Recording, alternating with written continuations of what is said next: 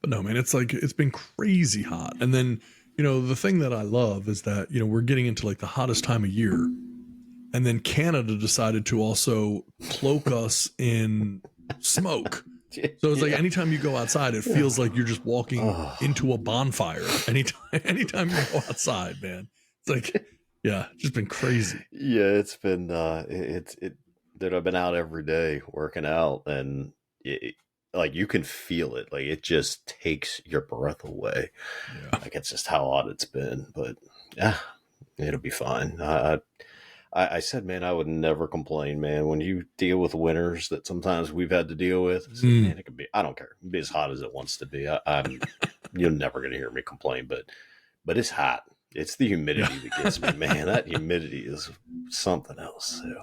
Yeah, my brother-in-law and his family, they live in Utah, and that was one of the biggest things for him is that they hate the humidity. And out there, you just don't, obviously you have no humidity. So sure. That's like a huge adjustment for them when they come back to the East Coast. It's just like dealing with humidity. It doesn't matter what time of year, just humidity. It's such a different experience, even just breathing. I mean, they live in Park City, Utah. So they're not, they're like up in the mountains. And it's a big difference. Yeah, it was like when we visited Vegas, when we were younger because it was cheaper in the dead of August, and it was 108 degrees, and we're at the it's not that bad. It is a dry heat. It's a dry heat. You literally can feel the moisture leaving your skin, just like wringing out a sponge. Am I melting? What is happening? Yeah. But I'll take this over the cold any day. So yeah, could be worse. That's for sure. Absolutely. Go out and jump in the pool. Yeah. But all right, man. Well, why don't we do this? Let's. I'll play it in so we can kind of talk. We got plenty to cover tonight, and we'll start with a little 4th of July weekend talk. So. Ooh. Yeah, a little teaser. That's what we call in the biz. That's called a teaser. Ooh, I like it. That's right. We get our hooks in them. Keep them in here. All right. Well, I'll go ahead and play us in. We'll get rolling. All right. T-minus 10, 9, 8, 7, 6, 5, 4, 3, 2, 1, 0, and liftoff.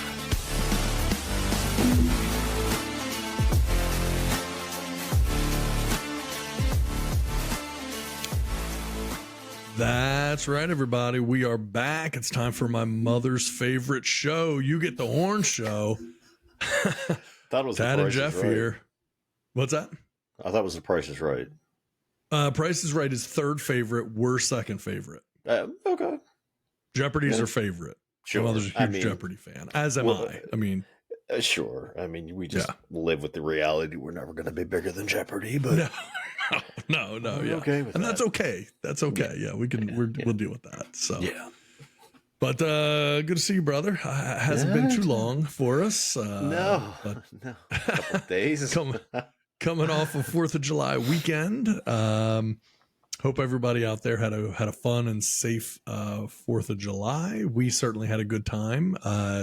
We hosted our annual 4th of July party here at our place, and you and your lovely wife were in attendance, and we had a good time. I think that's safe to say. I had a good time. Safe to say, a good time was had by all. Indeed. Yeah. And I'm still drinking my this Yeti has stayed full of ice water since then. I'm still regaining my proper balance. But the sun was hot. The sun was hot. We had to keep cool somehow. So it was for cold drinks were the best way to do it, apparently. Yes, sir. Yeah. We were really fortunate, had some great weather, had some great times, and everyone was safe. We did not do any fireworks just for safety issues. By the way, nobody wanted to pull a Jason Pierre-Paul, so R.I.P. This is like year 8 or whatever. R.I.P. to Jason Pierre-Paul's fingers. Mm-hmm. So this has been about year 8, hasn't it? Yeah, it's got to be something like that, right? Maybe even longer than that. Yeah. I don't know. But yeah. So anyway, it was a great time. 4th of July. It was interesting. I was actually just talking with my wife a little while ago. And I was like, man, so next year then 4th of July is going to be on a Wednesday. So it's like exactly middle of the week. Turns out it's a leap year, so it's actually going to be Thursday. So okay, yeah. So that'll next, actually not be as, that'll actually be fun. Yeah, because could roll right into a long weekend very easily. Yeah. So Yeah, it'll be for kind of sure.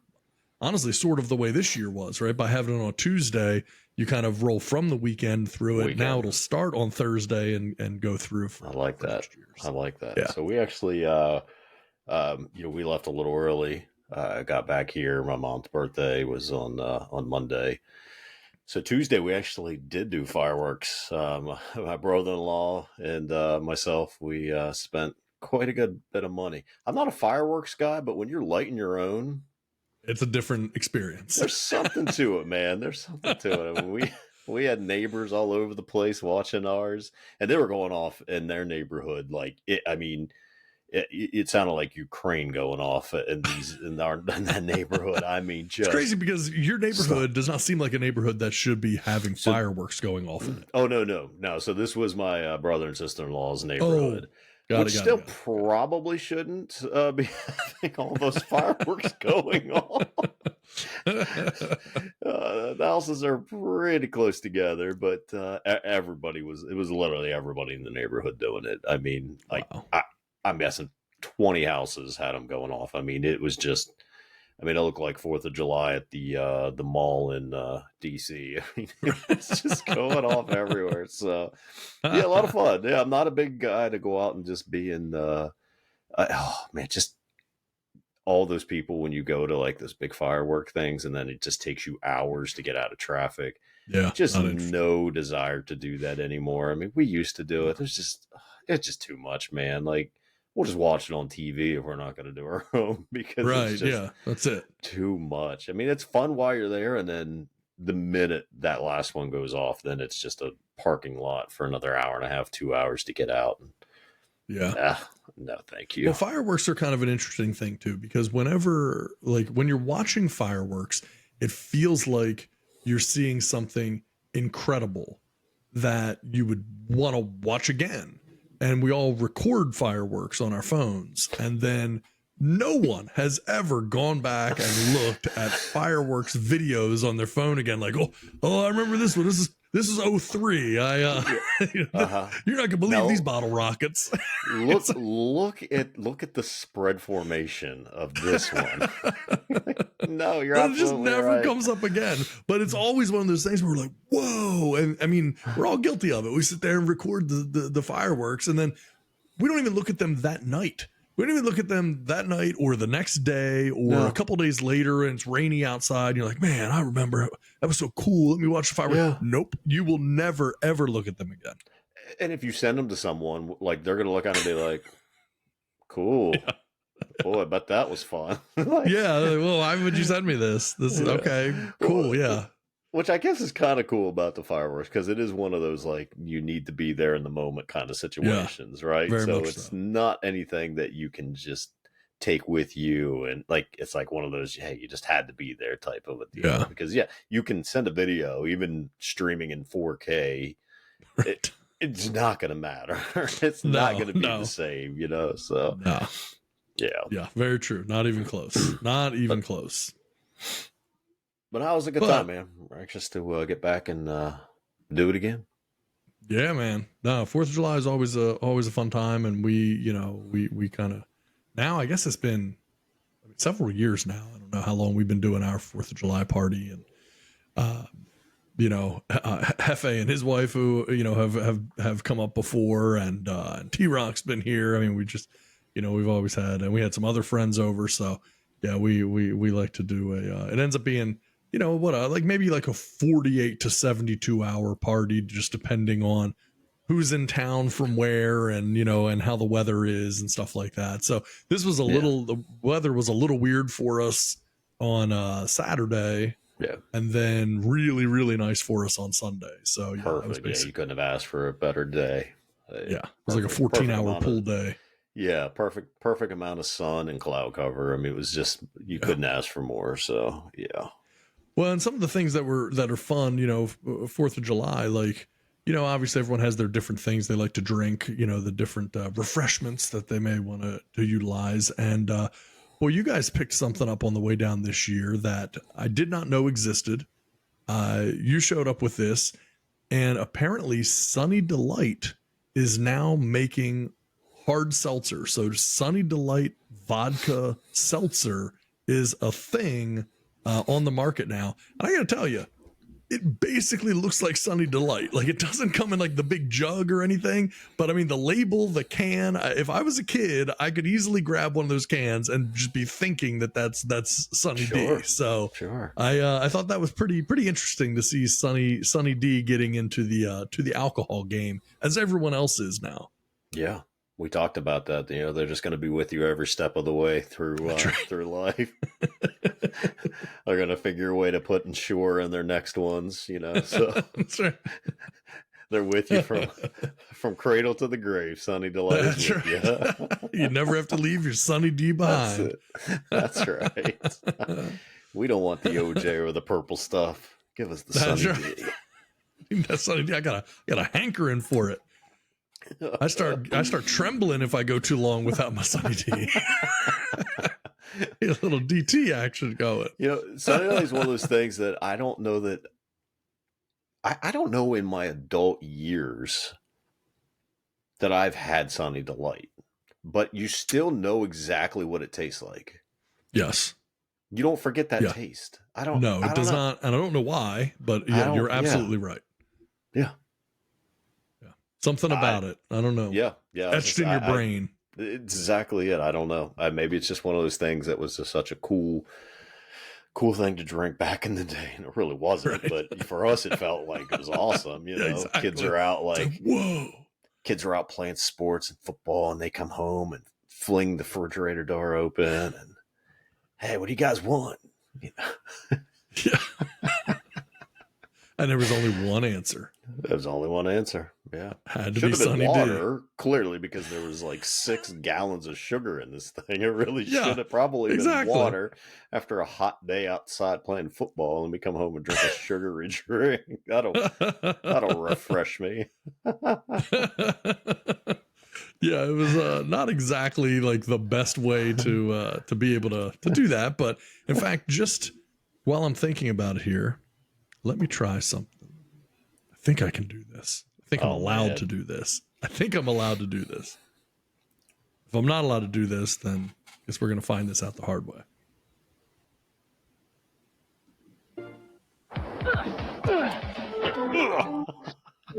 got it.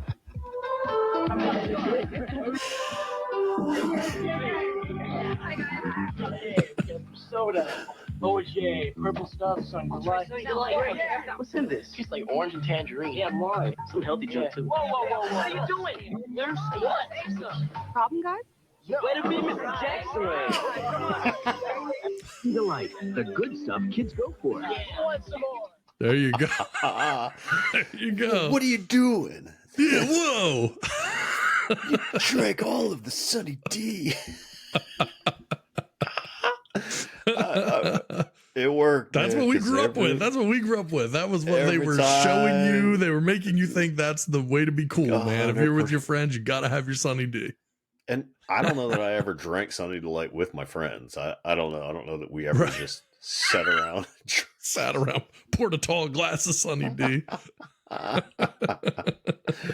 But boy, did we want it every time we went to the grocery store. That's right. Yeah.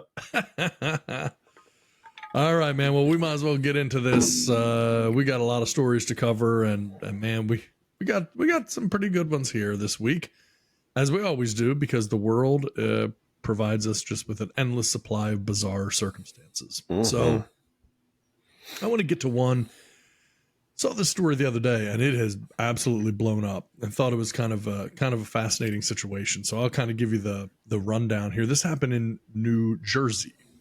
A gentleman named Sammy Shinway has a very nice house in New Jersey. Not terribly far from New York City. If you had just the right view, just the right angle, you might be able to see the skyline of New York. And guy has several acres of land.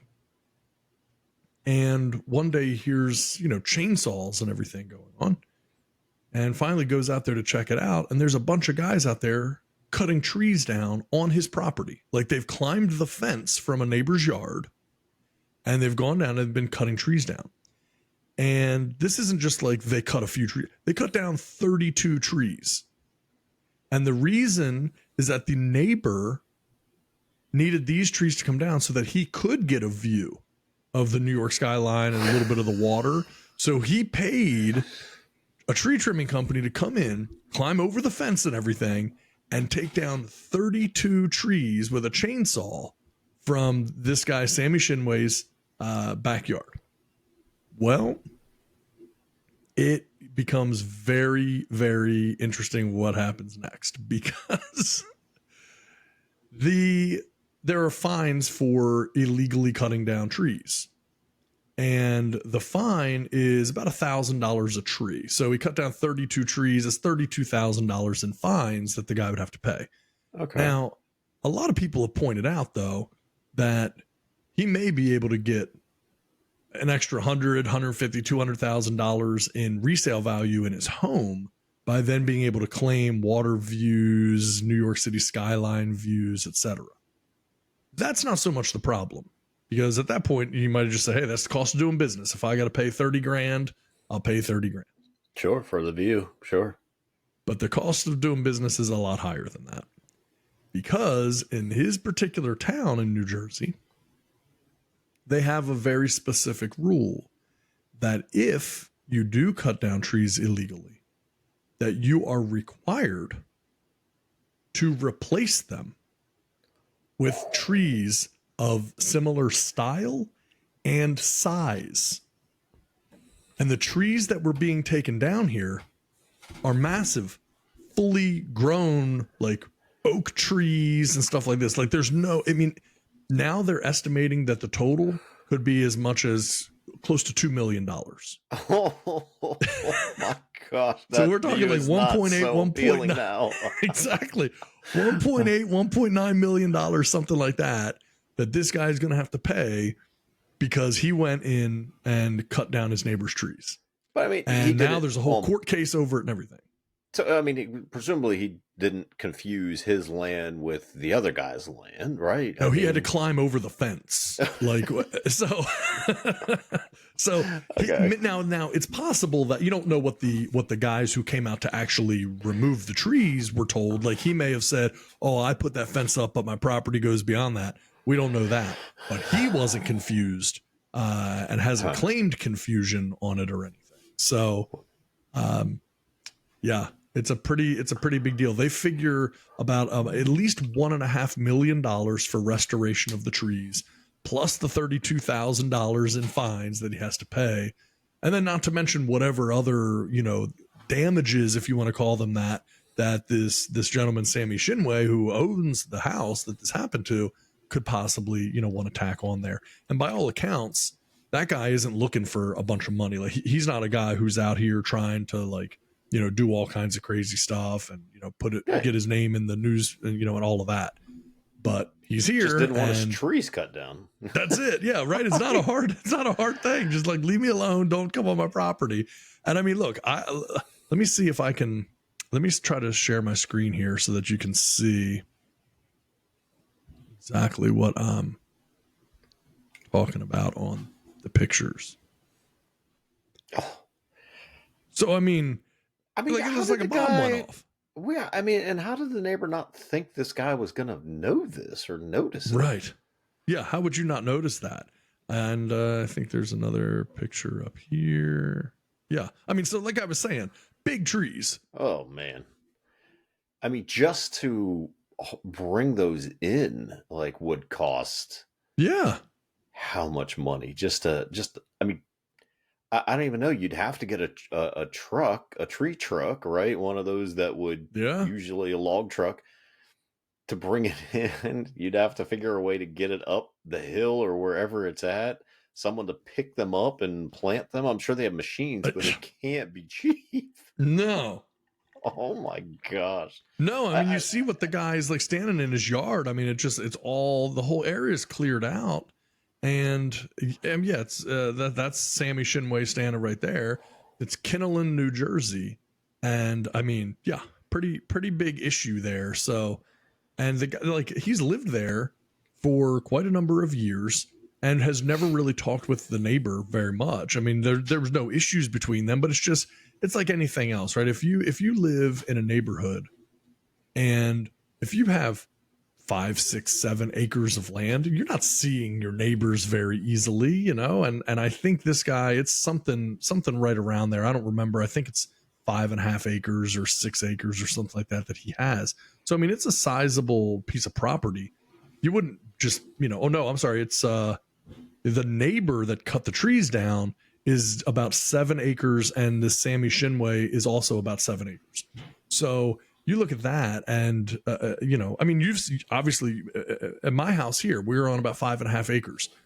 You wouldn't accidentally run into a neighbor, you know, Right. like that's just not something that could happen. So in this situation, you know, I mean, he didn't even know the neighbor. I guess the neighbor was just like, screw it, I'm just going to do it and see what happens. And Yeah, like what I that's the thing I don't understand. And then with the tree cutting company, you're not asking questions like, bro, like, did they cut a hole in the fence? Was there a gate? You got to get all your stuff Right. through there. If you have wood chipping equipment, how'd they get that through? I don't know if they did. Like, I don't know how much wood chipping they did, or maybe they just like cut it down with chainsaws and then we're just kind of like leave it there. Like, I'm not sure. You know, Wow. it's it's pretty They crazy. had to Man. think something was up. I just don't understand what the guy thought he was going to get away with. That's just. Yeah. Maybe you do it under like in the middle of the day when the guy's at work or something, Right. maybe, and then you're like, I don't know, I have no idea what happened. I'm just as confused as you are. Right. Maybe we had 32 lightning strikes Yeah. in this spot. Whoa. We should get someone in here to take a look at this.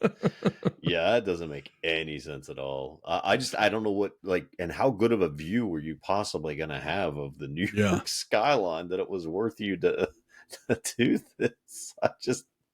The nerve to do that is insane to me. Like, I don't, who has the guts and the gall and like just that attitude of like, yeah, he's blocking my view of the skyway. It's his property. Like Yeah, you exactly. bought the property knowing it, you know? Oh man. I mean, I that's guess it's like awful. it's like a lot of things, right? If you've lived there, maybe he used to have a view, but over the years the trees have It's grown grown taller. up. Yeah. And then he's like, I've lost my view, but still, man, this is just not smart. That's not the way to do it. I would love to see how this one turns out because that's crazy. I mean, I don't know. I mean, it does. I guess this Mr. Shinway wants trees replanted. I suppose. Like, Yeah, or is that well, even so- out of his control? I mean, is that even something that's? like, I he think can that's even what you control have to that? do. Yeah, I mean, I think that's just the automatic rule that you're supposed to do. It's interesting. So the gentleman who had the trees cut down, his last name is Haber, and apparently he tried to mediate it and settle it privately. He asked a lawyer in the neighborhood to mediate basically between the two of them, but it fell apart pretty quickly. And so, you know, this week was the 4th time that it's come in front of a judge. Oh my gosh! So it's been going on for a little while. And then next thing you know, someone picked it up and now it's just all over the place. I mean, They're there are just running TikTok with it now. videos about it and, you know, all kinds of stuff. So it's, yeah, it's a pretty interesting story because there is that thing about like, it's my property. I own my property. Like someone's coming onto my property to cut stuff down. That's pretty risky. You know, that's pretty crazy Yeah. to do. So Yeah. That's Yeah. nuts.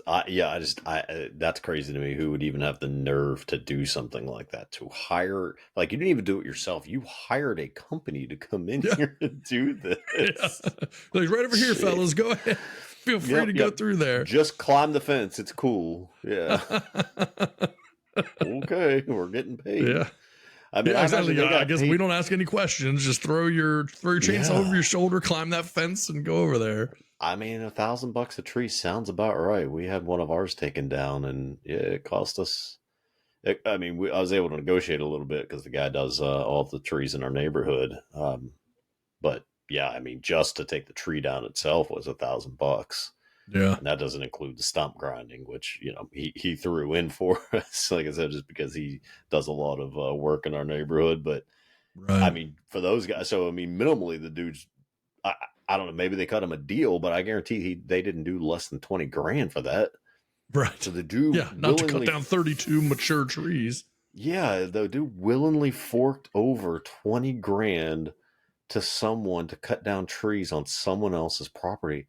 This guy must have just never been told no in his life. I like the mindset. I can't get past that. Entitlement is crazy. I could understand if it was kind of like, oh, well, there's a property dispute or something like that. But clearly this guy knew it wasn't a property dispute. Yeah. Oh, what nerve. What else has this guy done? What does he do? He's got to be like a high level person somewhere, like just has that. Gotta think so, right? Yeah. It's, I rule the world here, so I can do whatever I want. Oh, man. We need to keep up with this story. I got to see how this one turns out. Yeah, I'll be curious to see how it continues to play out, because now a lot of eyes are on it. People are watching it, so I'll be very, very curious to see, what ends up happening. So wow, yeah. So that's that. Also thought if you want to, maybe we'll talk a little sports. I don't mind.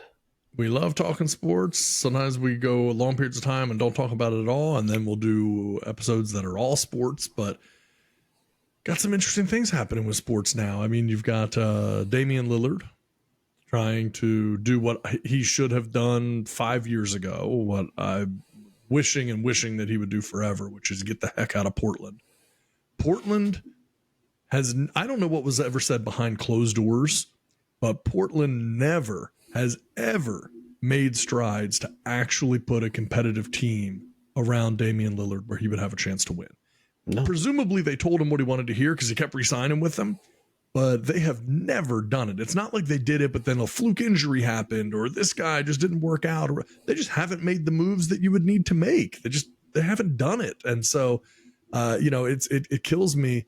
I heard someone on the radio talking about this earlier today, saying like, oh, well, this attitude from Damian Lillard is very different than what we've seen in the past from Damian Lillard. And this is, that's what happens when a lot of money gets involved. No, that dude gave everything to that team and that city for a long time. He got lied to over and over again. And before his career's over, he wants a legitimate chance at being able to win. I mean, am I wrong on this? Like, this is the way I look at it. I feel like it's so just easy, simple, cut and dry on what exactly is going on with Damian Lillard. Yeah, and it feels so much different than like, Kevin Durant wanting traded, or, right. LeBron James wanting to jump on the next bandwagon team. It feels different than that because, yeah, he did. I mean, he struggled. Who would have been his second best player that ever played with him? Like, for some reason, CJ McCollum comes to mind. I'm sure he's hopefully had someone better. Not that CJ was bad, right. and he did end up getting injured, but I'm trying to, golly, I'm sure there's probably someone out there that's probably like screaming like, oh no, this guy or that guy. But right. All right, here we go. Damian Lillard's best teammates: CJ McCollum, Al Farouk Aminu, Maurice Harkless. Wow. I don't know why they're even there's people barely in the league. Yeah, I mean, honestly, like CJ McCollum. All right, that's pretty much what everyone is saying. This is coming from clutchpoints.com. Mm-hmm. They're pretty much saying CJ McCollum. He had LaMarcus Aldridge for a time. Yeah, I always liked LaMarcus. I always thought he was good. Nick Batum, Carmelo Anthony on the back end of his career. Yusef Nurkic, and that's it. That's where it ends. And it's not like all these guys were on this team at the exact same time either. So yeah, that's crazy. I mean, everyone is saying CJ McCollum is probably his best player he's ever played with. I don't know how Portland messes that up. I don't know how Portland is there another team that had a superstar like Damian Lillard that was unable to put a team around him? Man, that's a good question. I mean, I'm sure there have to be. They're not coming into my head right now because most of the time, but here's the difference too. Most of the time, the player won't stay with the team. If the team's not doing anything to put it around him, you have those players that maybe started on a team, but then they got the heck out of Dodge when it became very clear that this was, it just wasn't going to turn out that way. They needed to move on and go somewhere else. And they do that. But yeah, I can't think of too many that have stayed on a team for as long as he has and never had a good teammate. Yeah, I mean, maybe, I guess the argument probably could be made, and I know the fanboys out there will make it. LeBron in Cleveland the first go around. I mean, problem is he was playing in the East, and the East was such a terrible. Most people don't remember how terrible the East used to be. I mean, it's about every 10 years it flip flops between which conference is the best, and it's usually not even close.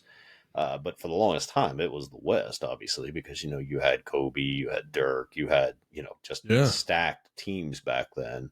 And LeBron was able to run through most of those. But, I don't know. His best players, some maybe. But I don't know. I don't know how you don't you can't get superstars to play with them. Did you try? No. I don't know. Maybe they tried and nobody wanted to play in Portland. I don't know. Which seems unlikely when you think about all the places that players are willing to play. I mean, basically, they'll play anywhere that you're willing to pay them a lot of money. I mean, there's like at one point, and we talked about this on a previous episode, at one point, Oklahoma City had James Harden, Russell Westbrook, and Kevin Durant, right? So if you were going to have those three, I understand they drafted them and blah, blah, blah. But that's the point is even those three playing together on the same team, you couldn't hold it together, and all of them left to go other places because they wanted to be the man, right? The star.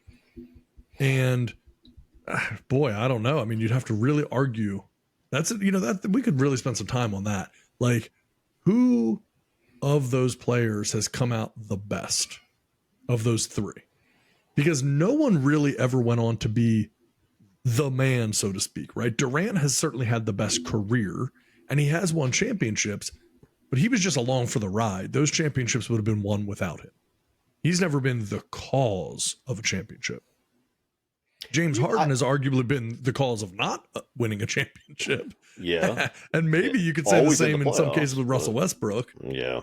Yeah. We talked about the Westbrook signing that minimal contract. Yes. Just how mighty he has fallen. But, you can make the argument that Durant was the best player on that Warriors team, but I'm still not convinced that they wouldn't have won whether he was there or not, because they won before him, they won after him. Why would they need, That's exactly it. So you may have been the best player on the best team, but the team won, again, before and after you. So I don't really know what that says. And then he hasn't really been able to replicate that anywhere else. So no, and now he's getting to that point in his career where he's just bouncing around from team to team like a mercenary. And, he's hoping to be able to win one, but now he's in Phoenix. I mean, it's just like Phoenix isn't a place you go to win, I mean, it's just, and now it's like, it's going to be the same thing. I mean, it's going to be, now Chris Paul's no longer there. So it's going to be Devin Booker. And I mean, they'll have a good team for sure. Yeah, well, but all you did was really replace Kevin Durant with Bradley Beal. Now, teammate wise, player wise, I think Bradley Beal's probably a better fit there. But again, you just top heavied, and now you're going to have struggles working out your bench and everything else. So, I mean, and Durant's had his share of injury issues anyway. That not this past year. He seemed to be pretty solid this past year, I think, from what I can recall. But but in general, you look at his history. Dude misses some time, and you need some depth, and he's also not getting any younger. So you got to start kind of pacing him out a little bit over the course of the season anyway. Yeah, that's another one that we'd have to really, like, the legacy of Kevin Durant. Like, I don't know, man. But yet, now we're sitting here saying that at the same time we're congratulating Lillard for finally standing up. So I don't know, is there a double standard there? Did we just double standard ourselves? It feels different, but I don't know why. Maybe just because Lillard gave what is this? You're 10, 12, 13? I don't even know what it is at this point. Maybe just because he's given so much time and, patience with them. I mean, he signed 2 huge contracts with them at this point in his career. So it's kind of like, well, maybe now, I don't know. I wasn't that upset when Charles Barkley started looking for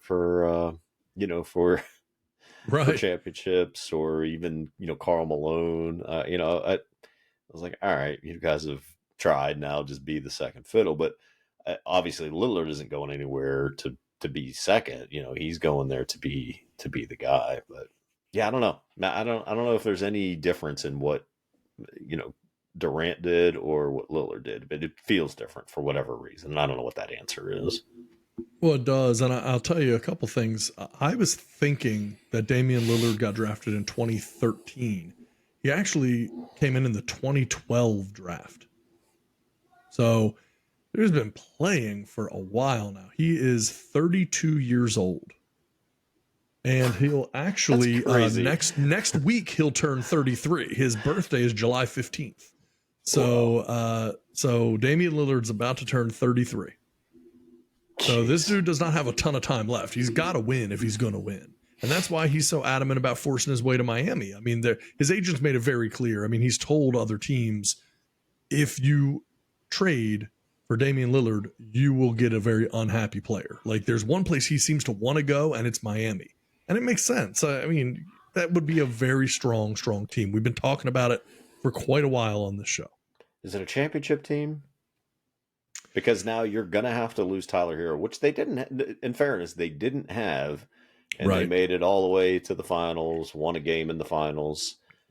But you're going to lose him. You're going to lose draft picks. Can you keep the rest of the guys? You already lost 2 of your starters off of last year's team.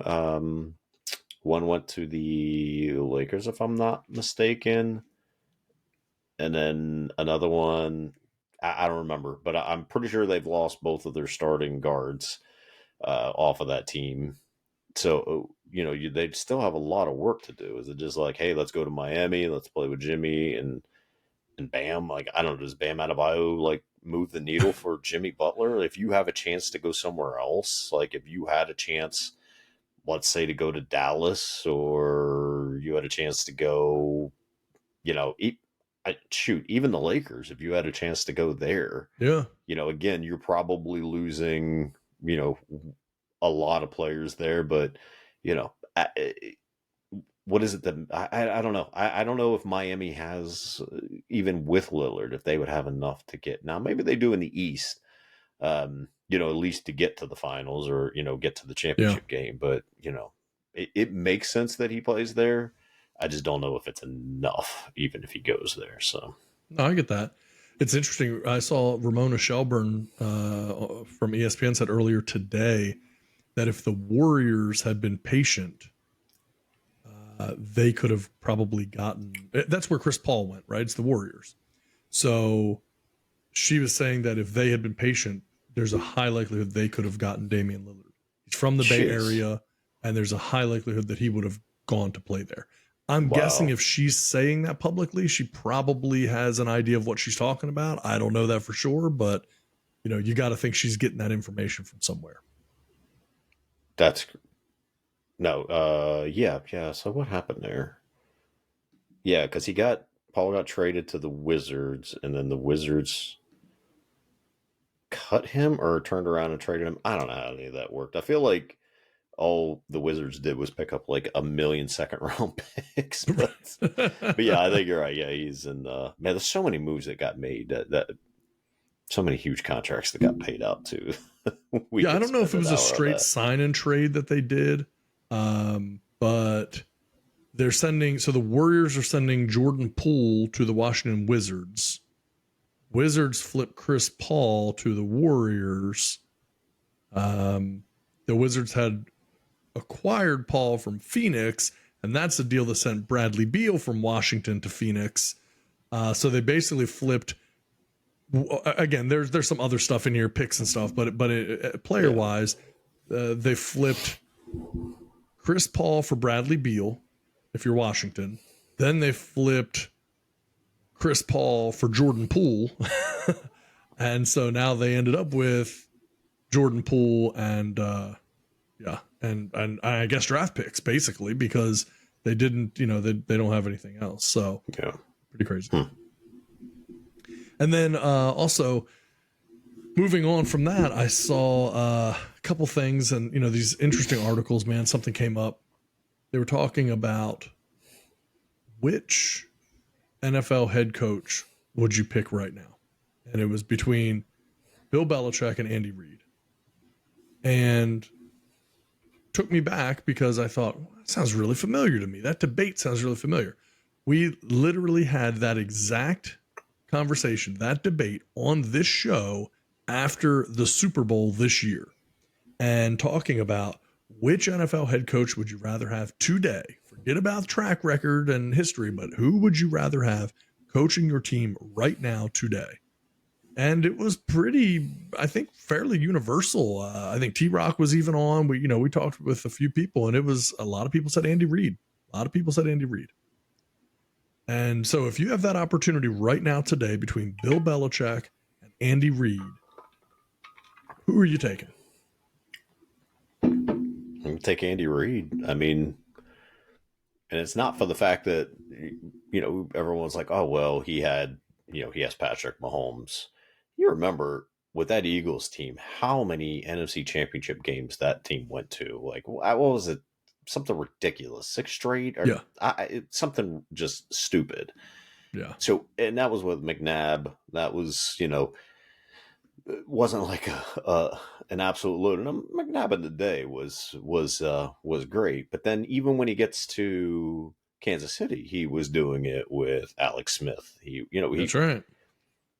And he just seems like a player's coach where, Belichick's still got that old school Bill Parcells that it just doesn't fly these days. I mean, I don't know. I would have to think it would be easily Andy Reid. Well, I think that the way that I think about it is if I had to put Bill Belichick coaching the Kansas City Chiefs, do I think he would do better with the current team, Patrick Mahomes and everything, than Andy Reid? And I would say no. But if I put Andy Reid in New England coaching Mac Jones, I don't know. I kind of feel like you'd see a better Mac Jones. I feel like you'd see a better team. So that tells me that you got to go Andy Reid. Like if you think that Andy Reid would be better coaching New England than Bill Belichick, and Bill Belichick wouldn't be better coaching Kansas City than Andy Reid, then the answer is Andy Reid, right? I think we're getting ever more close to knowing the answer to, was it Tom Brady or was it Bill Belichick? We're getting it's close. Tricky. That we are getting close. I mean, I think that the thing that's always hard about that is, would they still have been winning if Tom had stayed? Because they don't have a good team. And, so it's like Tom certainly got out at the right time, but he was still able to go into Tampa and do it there too. And that was the big thing. If Tom hadn't been able to do it, then that would have made a big difference. Yeah. Yeah. I mean, I feel for Mac because it's just, he was in a no-win situation there. I mean, you're essentially coming in to be, the heir apparent to, the greatest quarterback potentially of all time. I mean, it's, and then, now you still have Belichick still trying to coach like he's coaching Tom Brady. And it's like, Right. I don't know. Yeah. You don't think quite as highly of him as you used to. That is for sure. At least I don't. I mean, and last year, especially when you bungled that whole situation, you had Matt Patricia, a defensive coordinator, calling offensive plays. Like what?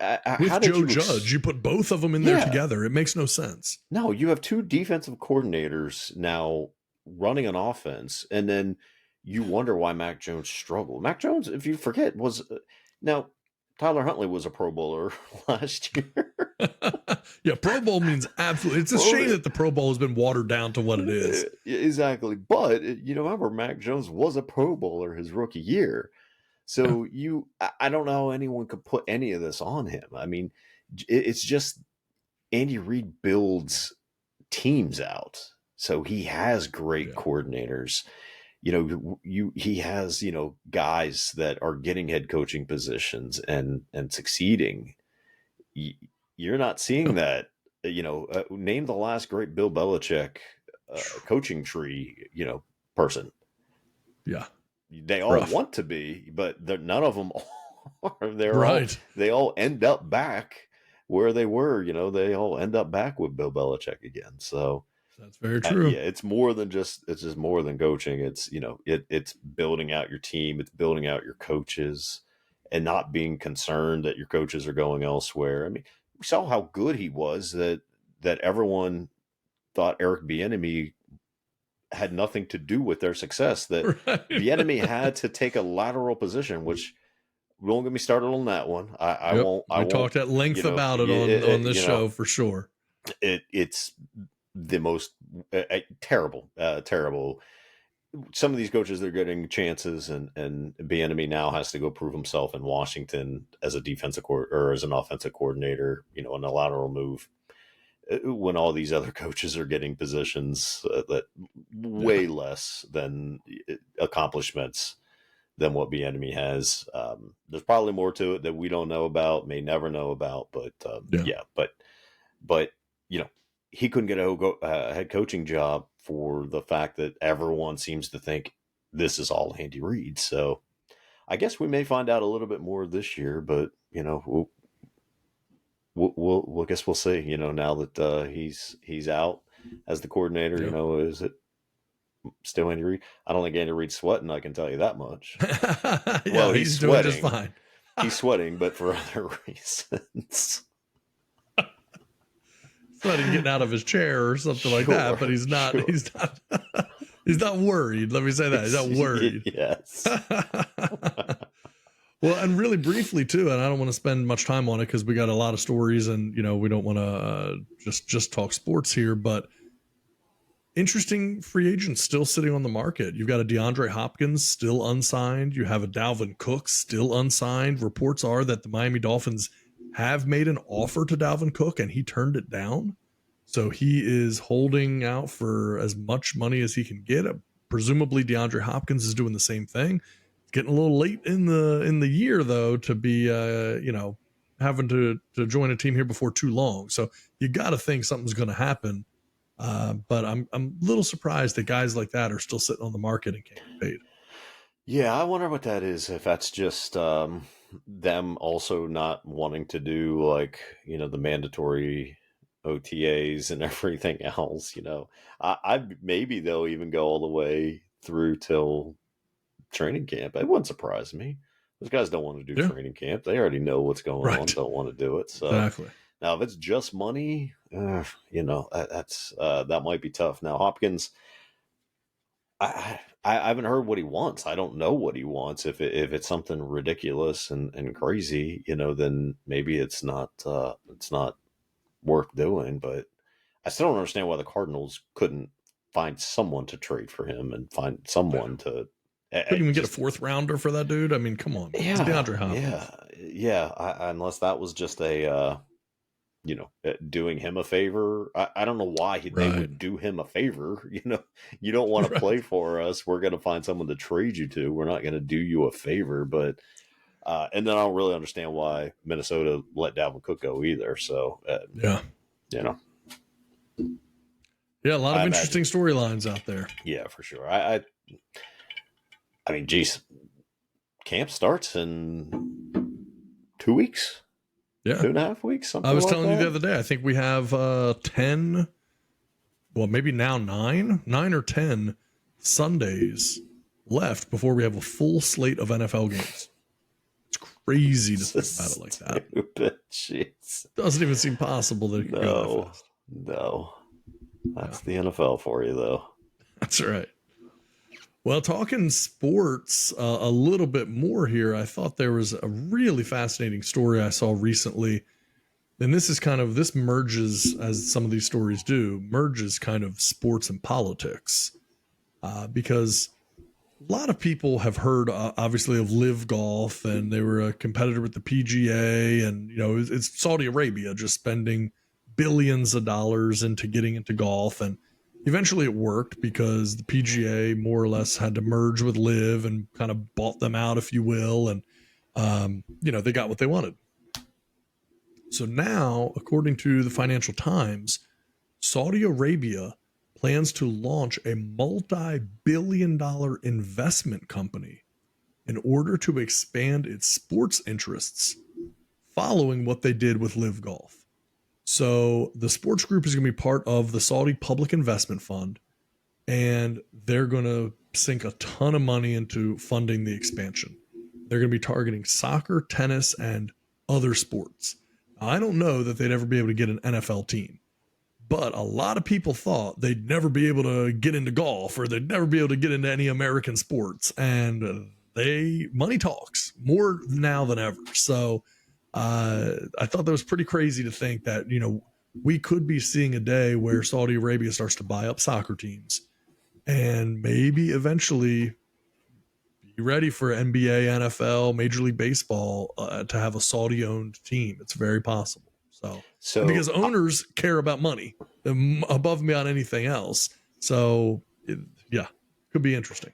So the NFL doesn't, you're exactly right. They don't need them to, they don't need their money. I mean, they'll take their money, but they don't need their money, right? I mean, right. We've talked at length of how much the NFL is just bringing in and what Roger Goodell wants to take it to, just even in the next 10 years. Yeah. But so I don't think NFL owners would ever allow it. However, that doesn't mean that Saudi isn't going to say, okay, you won't let us have a team.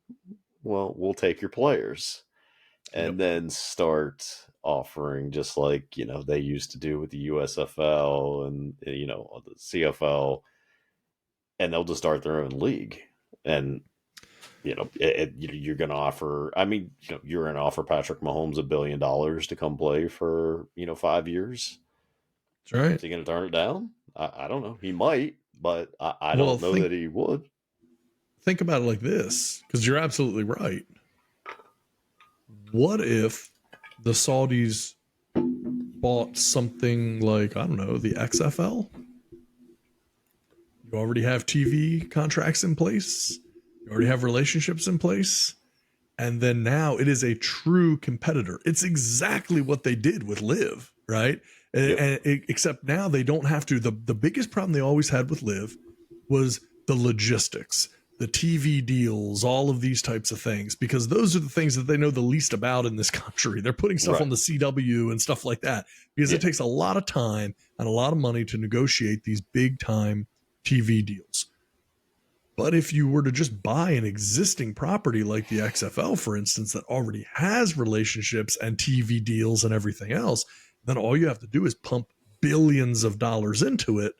Oh boy, that just streamlines it to where your money gets to do everything you would have wanted it to do, and you don't have to deal with as many of the logistical issues on the back end. So The Rock might be sitting pretty here in the next couple of years if the Saudis decide to make a swing and go after a lesser league. And the NFL better watch their back, because the bottom line is, the Saudis have shown they can hang with anybody financially. So then you're absolutely right. You start putting some of these great players in really tough positions where it's like, we're going to pay you so much money. How do you say no to it? Yeah. Not going to be able to blame those players if they do it. And then they're not going to have college rules where you've got to be 3 years removed from high school. They're going to say, come straight from high school or come we don't care. 1 year in college. What do they care? Nope. They don't care. I mean, now you got a college kid. I mean, the NILs help a little bit, but if you got a 5-star recruit at quarterback, who could go play for Alabama or could go play for Live and make, or whatever they're going to call it at that point, the XFL, and make Right. $20 million a year. Maybe you go there. So it hurts not only that, but maybe it starts hurting college sports too. You pay a top prospect, even $10 million a year. You can offer him a 3-year, $30 million deal. Is he going to turn it down? Probably not, right? Yeah. So, they may be taking away not only from the NFL, but they may be taking away from college football as well. So, and it's, Yeah. they could definitely interesting. they could definitely, if they really wanted to stir up some stuff, they really could do it very easily. I mean, they're just going to pump out more oil or whatever else they need to do. That's right. The Saudis have the one thing that everybody wants. Here comes the money. Here we go. Money talk. Here comes the money.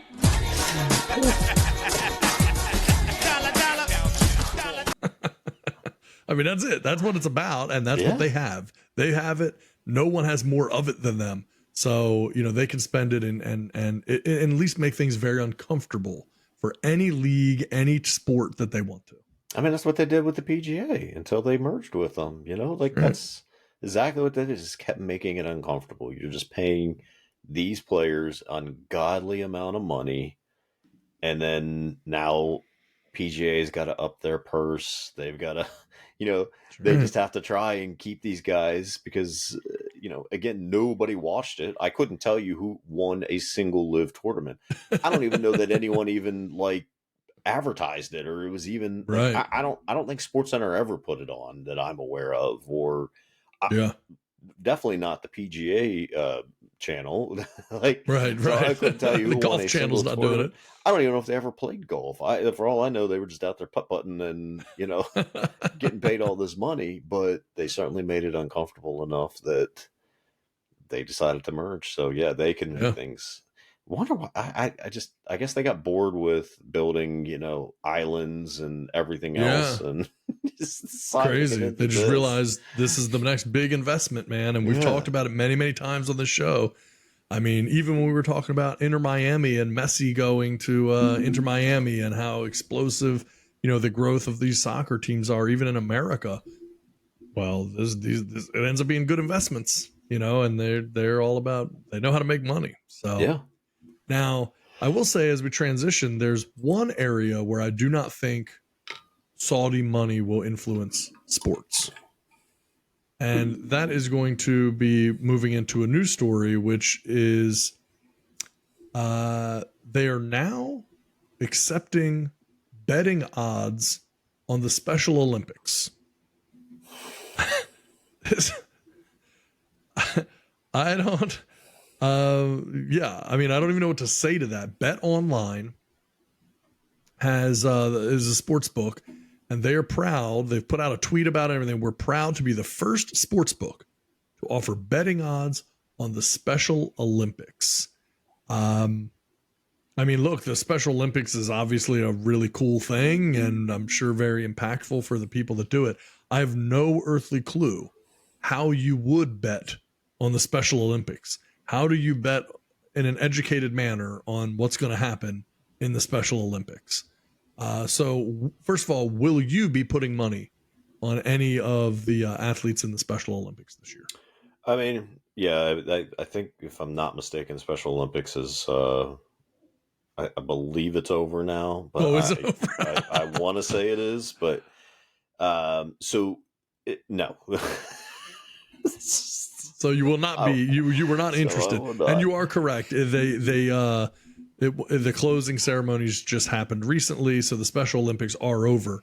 But you could have bet on the Special Olympics, and then you will obviously be able to bet on the Special Olympics moving forward. So this is the first year that you could actually bet on the outcome of the Special Olympics.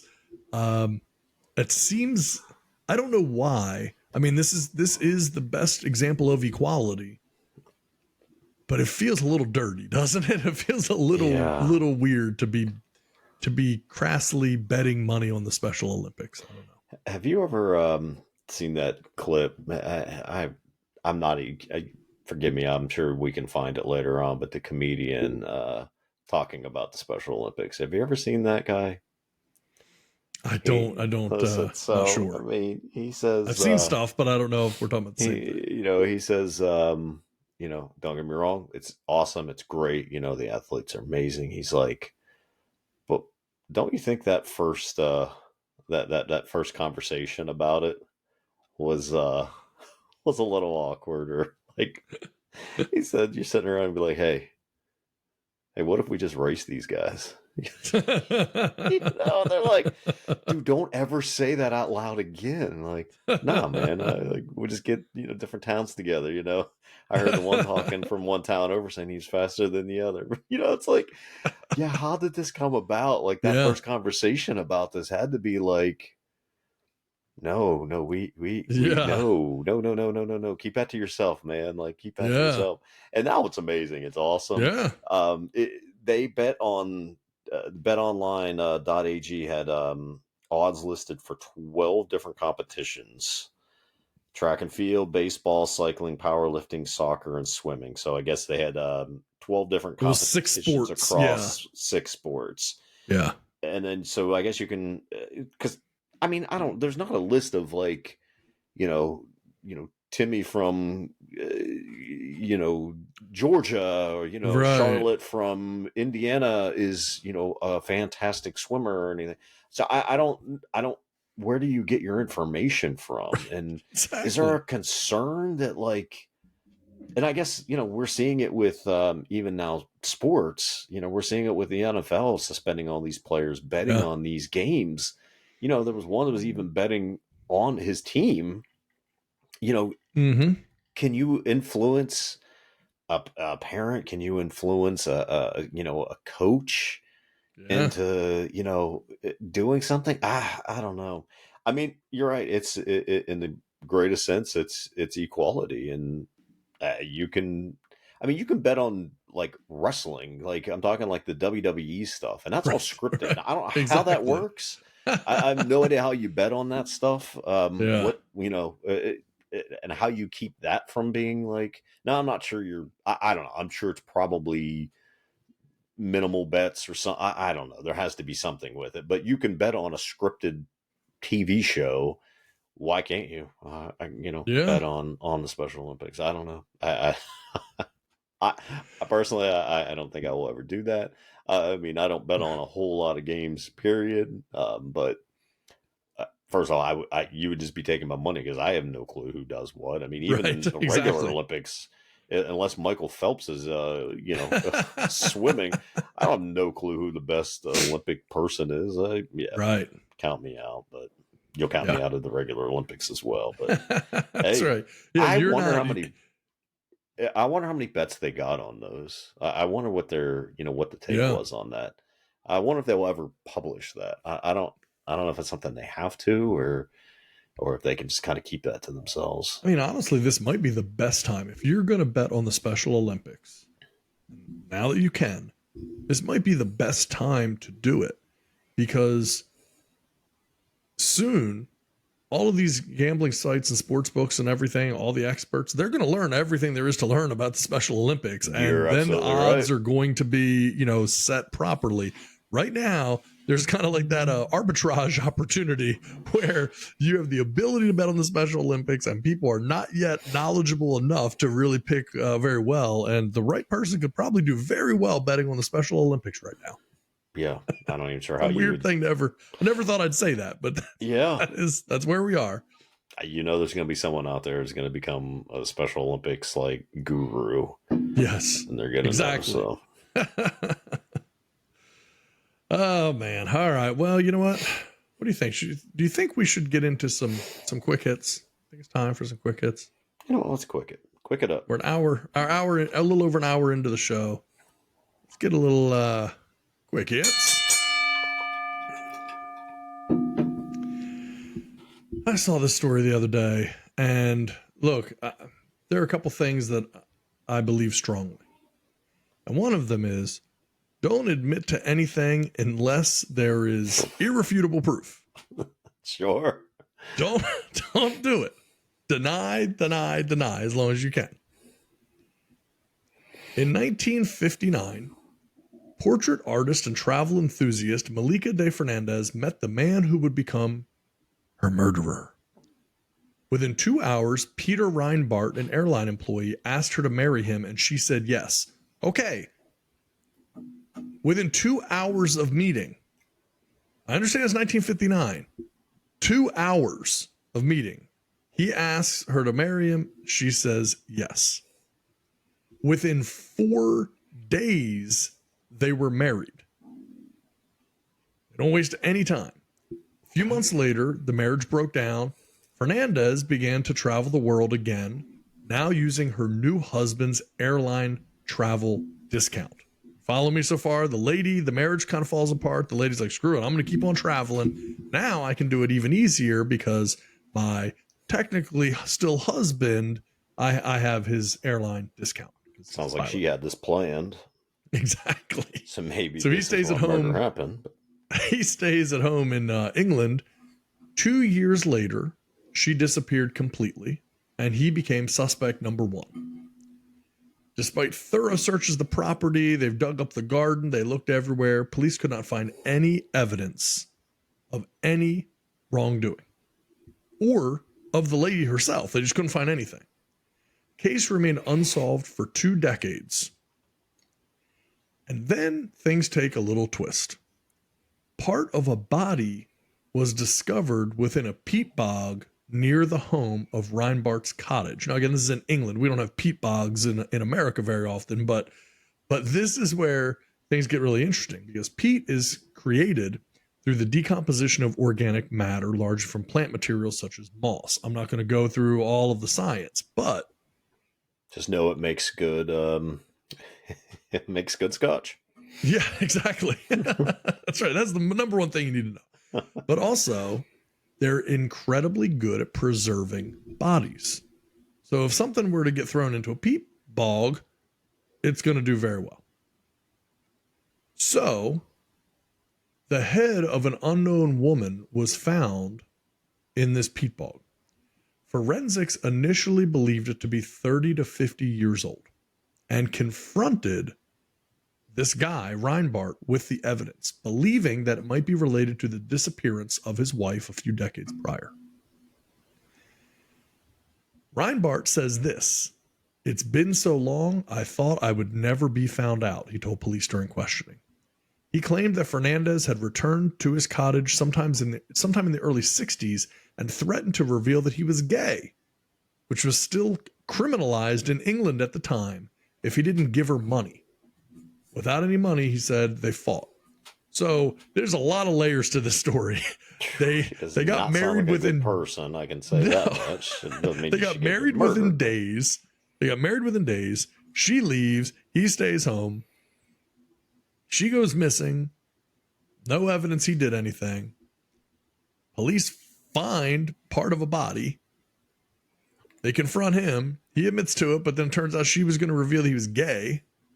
So there's like all of these different things. And like, who's she going to reveal it to? She's going to like call some cops. Friends. Right. You know. So here's the deal. He admits that he killed her, dismembered the body with an axe before attempting to burn her. When it didn't work, he took her to the nearby peat bog and threw her in. The case, which had now been unsolved for 20 years, seemed pretty open and shut. However, they're still saying, well, where's the rest of the body? They send off the head that they found for analysis, and they find through carbon dating that the skull dated back to Roman times.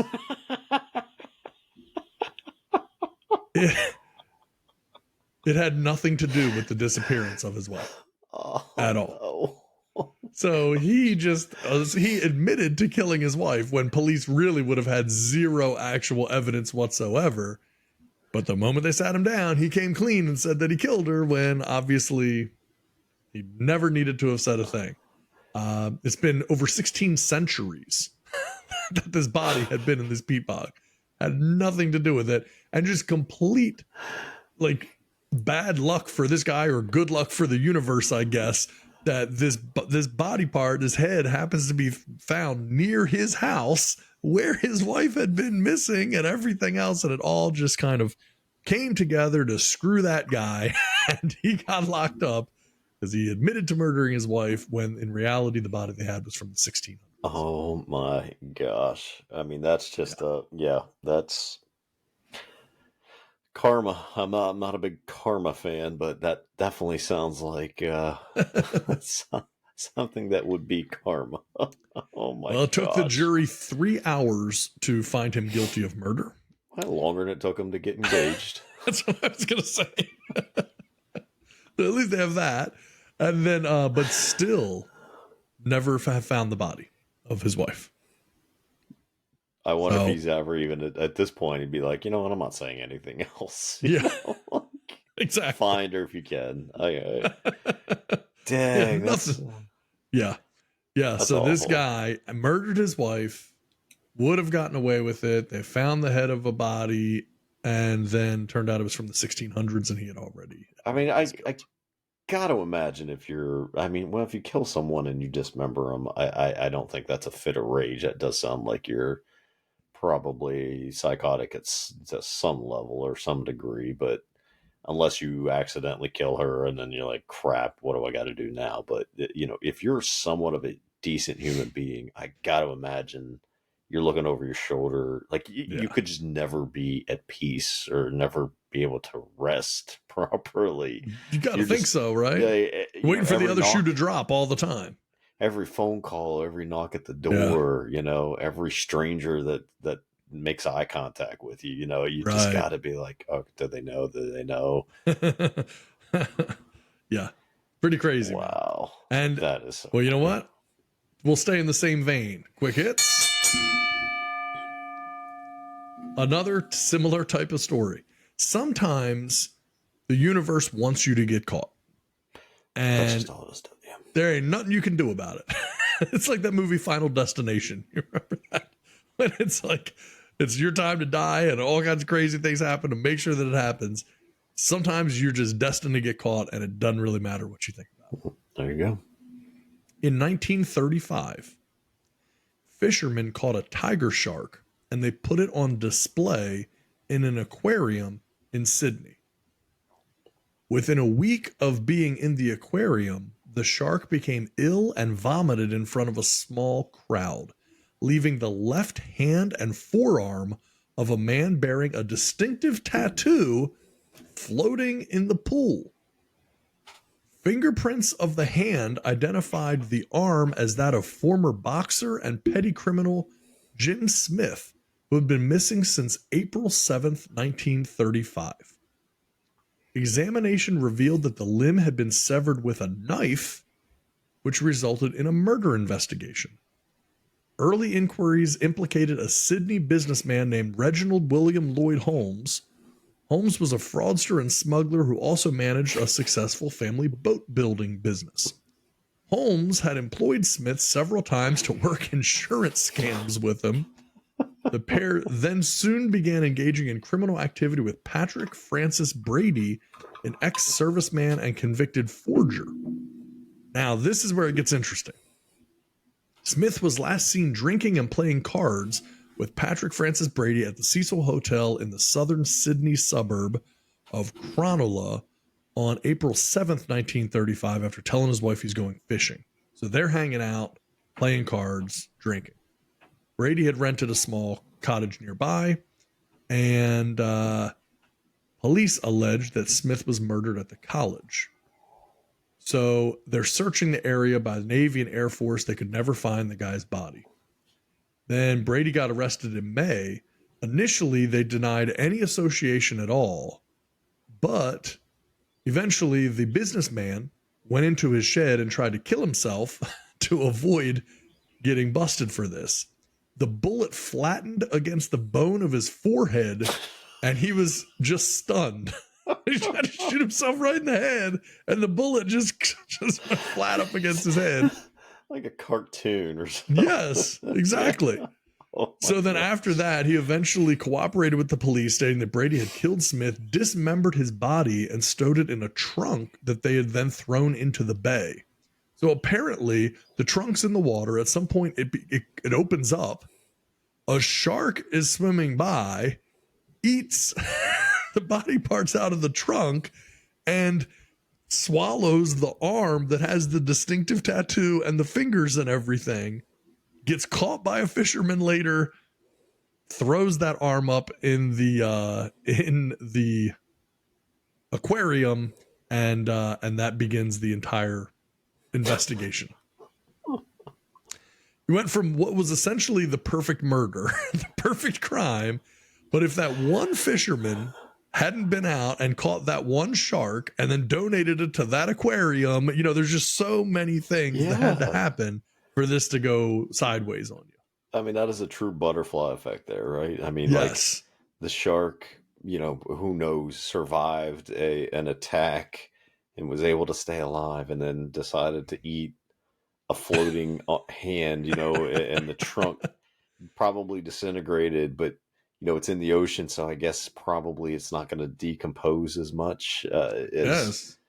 And I would assume then he probably had just eaten it. Like, I don't think that's something that could just sit in the stomach for that long. Right. So Exactly. it just happens to eat it, just happens to get caught. It just happens to be the shark that the aquarium wants.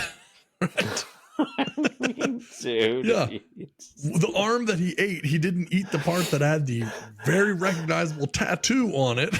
Right. You know, he didn't bite off the fingertips. It's like every single thing had to happen just right for you to get caught. Which doesn't surprise me that then the guy tried to kill himself, but he couldn't even do that because that was not the way this story was supposed to go. The way it was supposed to end. That is, I mean, that is just like, on face value, you read it and you're like, oh, that's a neat story. But then you really break that down and all this stuff that had to happen. Yeah. For that, you know, the guy was a petty criminal, so they had his fingerprints already on file. Right. I mean, just It's everything. crazy. Yeah. Yeah. Everything. And I know mean, it's a little bit of a hard story to follow when I'm explaining it because it's in Australia in 1935. All these guys have 5 names and you're trying to like explain all the different people and stuff. So it's a little hard to follow at first. But that's the long and short of it, is just that shark got caught. Shark went to an aquarium. Shark threw up a freaking arm. Arm has the full hand attached. Very recognizable tattoo, launches an investigation, and then these people get caught. That's so crazy. Yeah, and you would think the criminals would probably have, like, just to be on the safe side, made sure any visible tattoos would have been cut off. Right, exactly. I mean, you don't cover every single basis whenever you're... I know. Yeah. 1935, man. People were not as advanced in their murdering, I suppose, as what they are now. Yeah. The murder game has come a lot further. It's one of the few things, you know, we talk about technology, computers, you know, we now have cell phones. There's so much medical technology, everything. There's a lot of advancements in murder that have happened as well since 1935. And, you know, now, you know, it's come a long way. Come a long way. Quite a few. Did he really do that to himself? Right. Yeah. Yeah. So anyway, so that was I thought we had a couple right there that were sort of very similar in the way that they would work out, but I thought they were worth a look for sure to get a feel for what happens out there. Let's see. What else we got here? Quick hits. So I'm going to stay in a dark place here. But this is going to be a little bit different. I saw the story and I thought it's kind of fascinating because it sort of blends something pretty terrible with something that maybe a lot of people would be interested in, which is, you know, it's sort of like Batman, right? You think about it like that, like, you know, there's these people that, you know, want vengeance, right? You see bad things happening and you want to try to do something about it and you want to get revenge against the bad guys. So somebody did that. This guy's name is Jason Vukovich. He was known as the Alaskan Avenger. And to be clear, this was not very long ago. This was in 2016.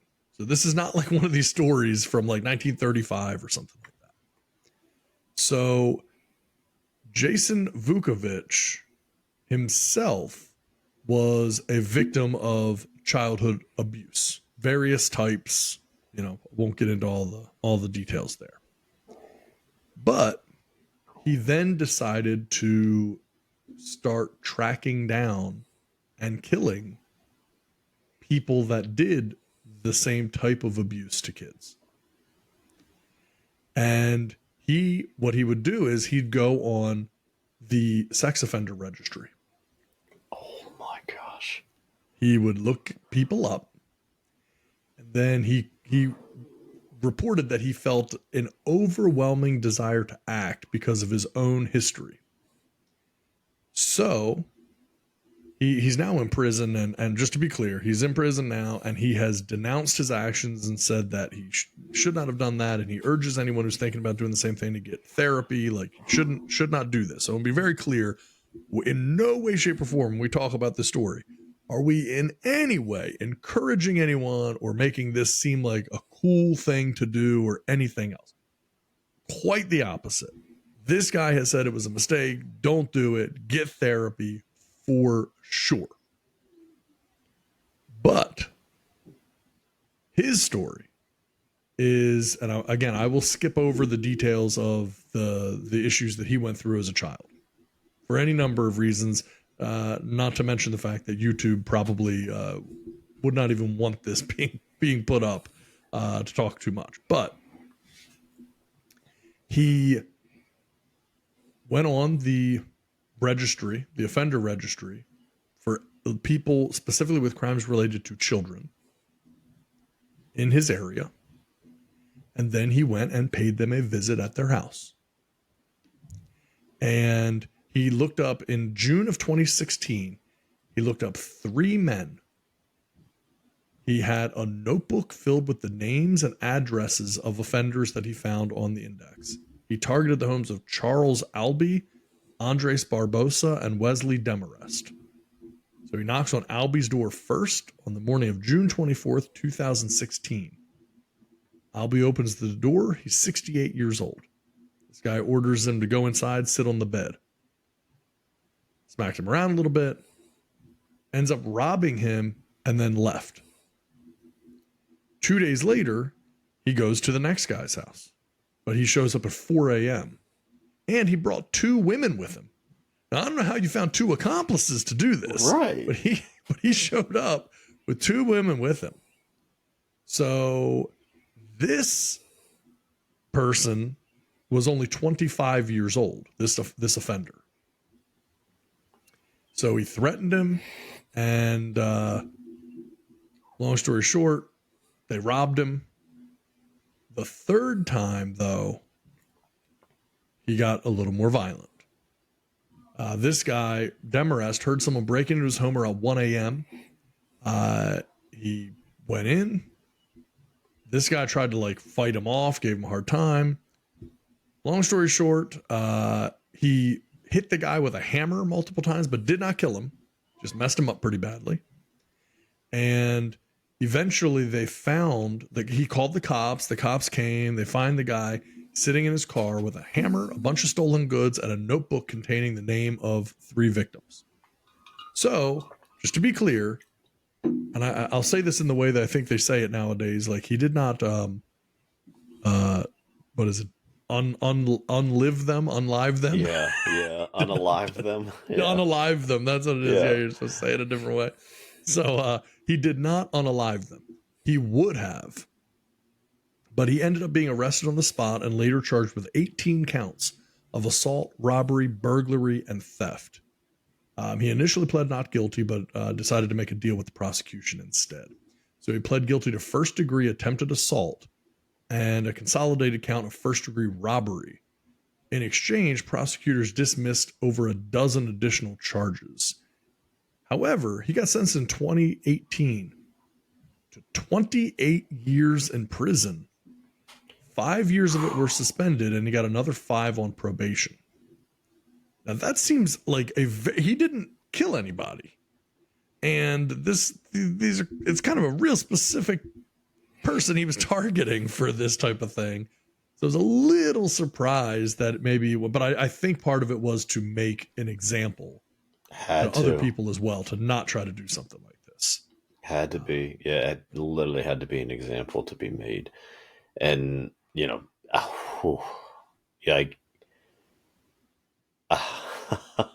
like that's what a quandary. Even how do you feel about it? I mean, you have to say, okay, I mean, if they're, on the the list, Right. The registry. Yeah. the registry, yeah. If they're on there, chances are they've, done their time. They're out now. There's no excuse for what they did. That's tough though, man. That's tough. I mean, Yeah. it comes down to like, are you going to jail for what someone else did? You always, Mhm. you always hear these people say, that if they ever touched my wife and kids, I'd kill them. Yeah. And I might, but at the same time, I'm going to be going to jail. And now my wife and my kids are That's going right. to be left to fend for themselves. Is there anything worth going to jail for and leaving your family for? Right. I don't know. I hopefully never have to be put in that position. He wasn't put in that position. He sought No. that position out. Exactly. I mean, imagine the copycats on that. I mean, Yeah, and I'll be the first to say, even sitting here talking about it, like I don't know for sure that YouTube would even allow us to air this as a segment itself. Like I'm not 100% sure. So, but I will say the people that want to look it up, I mean, you can look it up. His name's Jason Vukovich, or you can literally Google the Alaskan Avenger. That's the name they gave him, and it's an interesting story, and there's a lot more detail that I obviously can't and shouldn't go into here, but you can certainly read about it on your own, and it's kind of an interesting thing. So kind Maybe of a little bit of a Rumble- mercenary type deal. maybe Rumble will let us post it. I don't know what their They're pretty limitations fast are. and loose, I think, over there. They're pretty easygoing about stuff. That is a great that's a great question. Like, is there anything worth going to jail for? That is a good question. Oh, I don't know the I don't answer. know. It's a good question. Yeah, I mean, I think the vast majority of the time what happens is, the things you go to jail for are almost always outside of like, I don't know, insurance fraud or tax scams or different things. But outside of that, it's emotion. It's a heat of the moment thing. It's you caught your spouse cheating on you and you killed the person, or you wanted your freedom and wanted to get out of a bad marriage, or there's a million things, right? But it's almost always that. It's the people that have the hardest time just controlling their emotions. That's usually what ends up being. We always hear about crime of passion and, I just lost control. I just blacked out for a minute. I just, lost my mind. That's what happens. yeah. So I don't think in that moment they're very often making that kind of like clear-headed decision of, you know what, it's worth it. I'll go to jail for this. Yeah. Now So- this guy He took did. the time to look this Yes. stuff up, to write addresses down. Mhm. Now, I mean, is there nobody on that sex registry list that's innocent? Or they Yeah. were, they were 18 and the girlfriend was 16 and the parents got Right. mad. Like, I don't know. I don't know the answer to it. Yeah. You got to imagine that as many people that are on that list, that not every single person on that list is 100% guilty, or there's not a backstory to it. So, Right. did he seek out the specifics? I don't even know. Does the registry even list what the accusations are, or what the crimes were? It's a good question. I haven't looked up too many lists Yeah. to know, but Good decision. I can understand. Like, I'm glad that he came out and was like, yeah, that was really stupid. So, Yes. but Yes. he could have been forced to say that too for a couple of less years. Right. It's also possible. Yeah. Yeah. Yeah. So I just thought there, some interesting stuff there. I know that was all kind of in a very similar vein of sort of crime and punishment type of stuff and some weird crimes, but thought there was some stuff there that was worth talking about. So let's move into something else, a little different, a little lighter, more trivia related. Quick hits. So thought this was kind of cool, man. Sometimes you're in the right place at the right time. And this is one that, you wouldn't really think about. But 70 years ago, the United States received news about Stalin's death. This was through a coded message that was intercepted by a 21-year-old Air Force staff sergeant. And this staff sergeant, working in Germany, that's where he's stationed, Landsberg, West Germany, for a 3-year tour. And so they're fighting Soviet aggression, obviously, in World War II. Stalin is the head of Russia and everything, prime minister. And so, anyway, long story short, the American military intercepts this message, and they find out that Stalin has died. First bit of knowledge about this, and it was only because they were able to crack this message. And the person who cracked the code happened to be a very skilled person, very proficient in deciphering. At that time, Morse code, it was a slightly different take on Morse code. That person, Johnny Cash. Johnny Cash, country singer, Man in Black, Johnny Cash, was an 18-year-old staff sergeant. He joined the military at 18. At the time that this message came through, he was a 21-year-old Air Force staff sergeant. Johnny Cash. Johnny Cash is the person who ended up cracking the code and being able to allow the United States government to know that Stalin died during World War II. Jeez, that's crazy. Yeah. I've never heard that story. I don't even think that was brought up in his that biopic, was it? I don't believe so either. I don't think so either. Now, I will say, there's been a little bit of back and forth about this because he apparently said in his autobiography, he said that he copied the first news of Stalin's death. The biographer writing the book said that they kind of doubted whether or not it was true because supposedly someone else, another airman in the military, said that Johnny Cash couldn't speak Russian. So therefore, how could he have cracked it? Don't know what's real and what isn't, so very hard for me to say. But I will say this. If you have a look,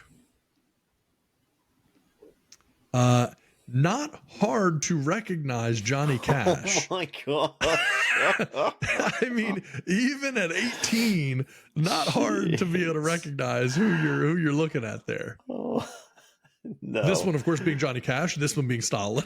Oh. You sure? Well, I think honestly they're not labeled, so you're right. Guess which one is Stalin in this picture. Yeah. So yes, a very young Johnny Cash was the person responsible for cracking the code and letting the U.S. military know that Stalin died. So there you go. A little bit of trivia for you. Well, look at that. So I don't know, man. What else you got? I things have been so hectic and busy lately. We normally go 2 hours plus. We're over an hour and a half at this point. So Lord knows people won't be upset if we wrap it up a little bit early.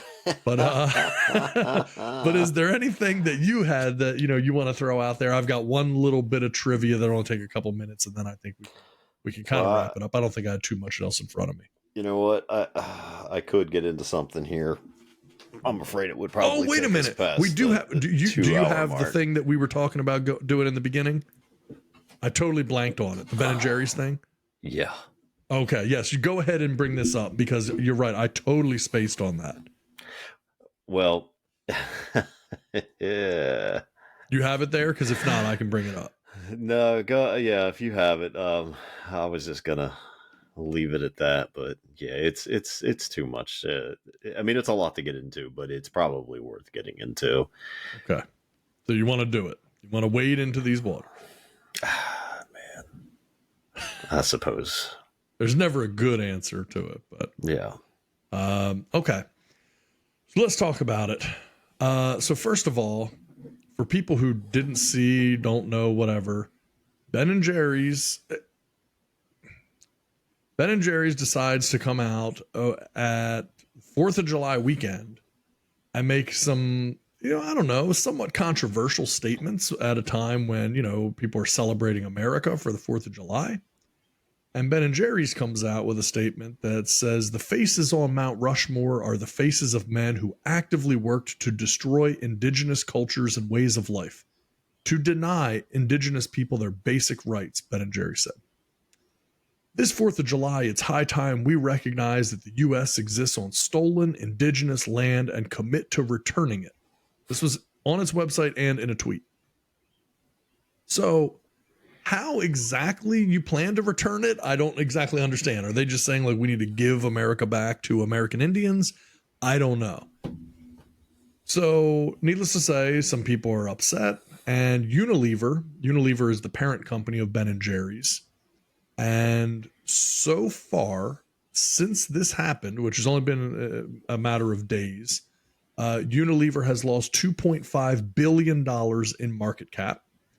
And we have a lot of people now that are wanting to go ahead and start boycotting Ben & Jerry's.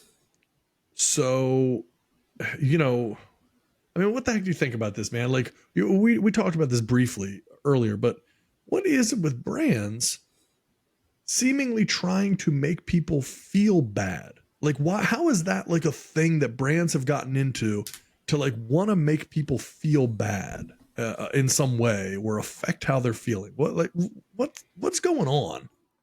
That's a great question. I mean, my response when you had sent this out, and I had seen it earlier, and Ben & Jerry's is always like, they're weird dudes. I don't know if you've ever seen them. Like, they're Yes. very weird, Super dudes. hippie.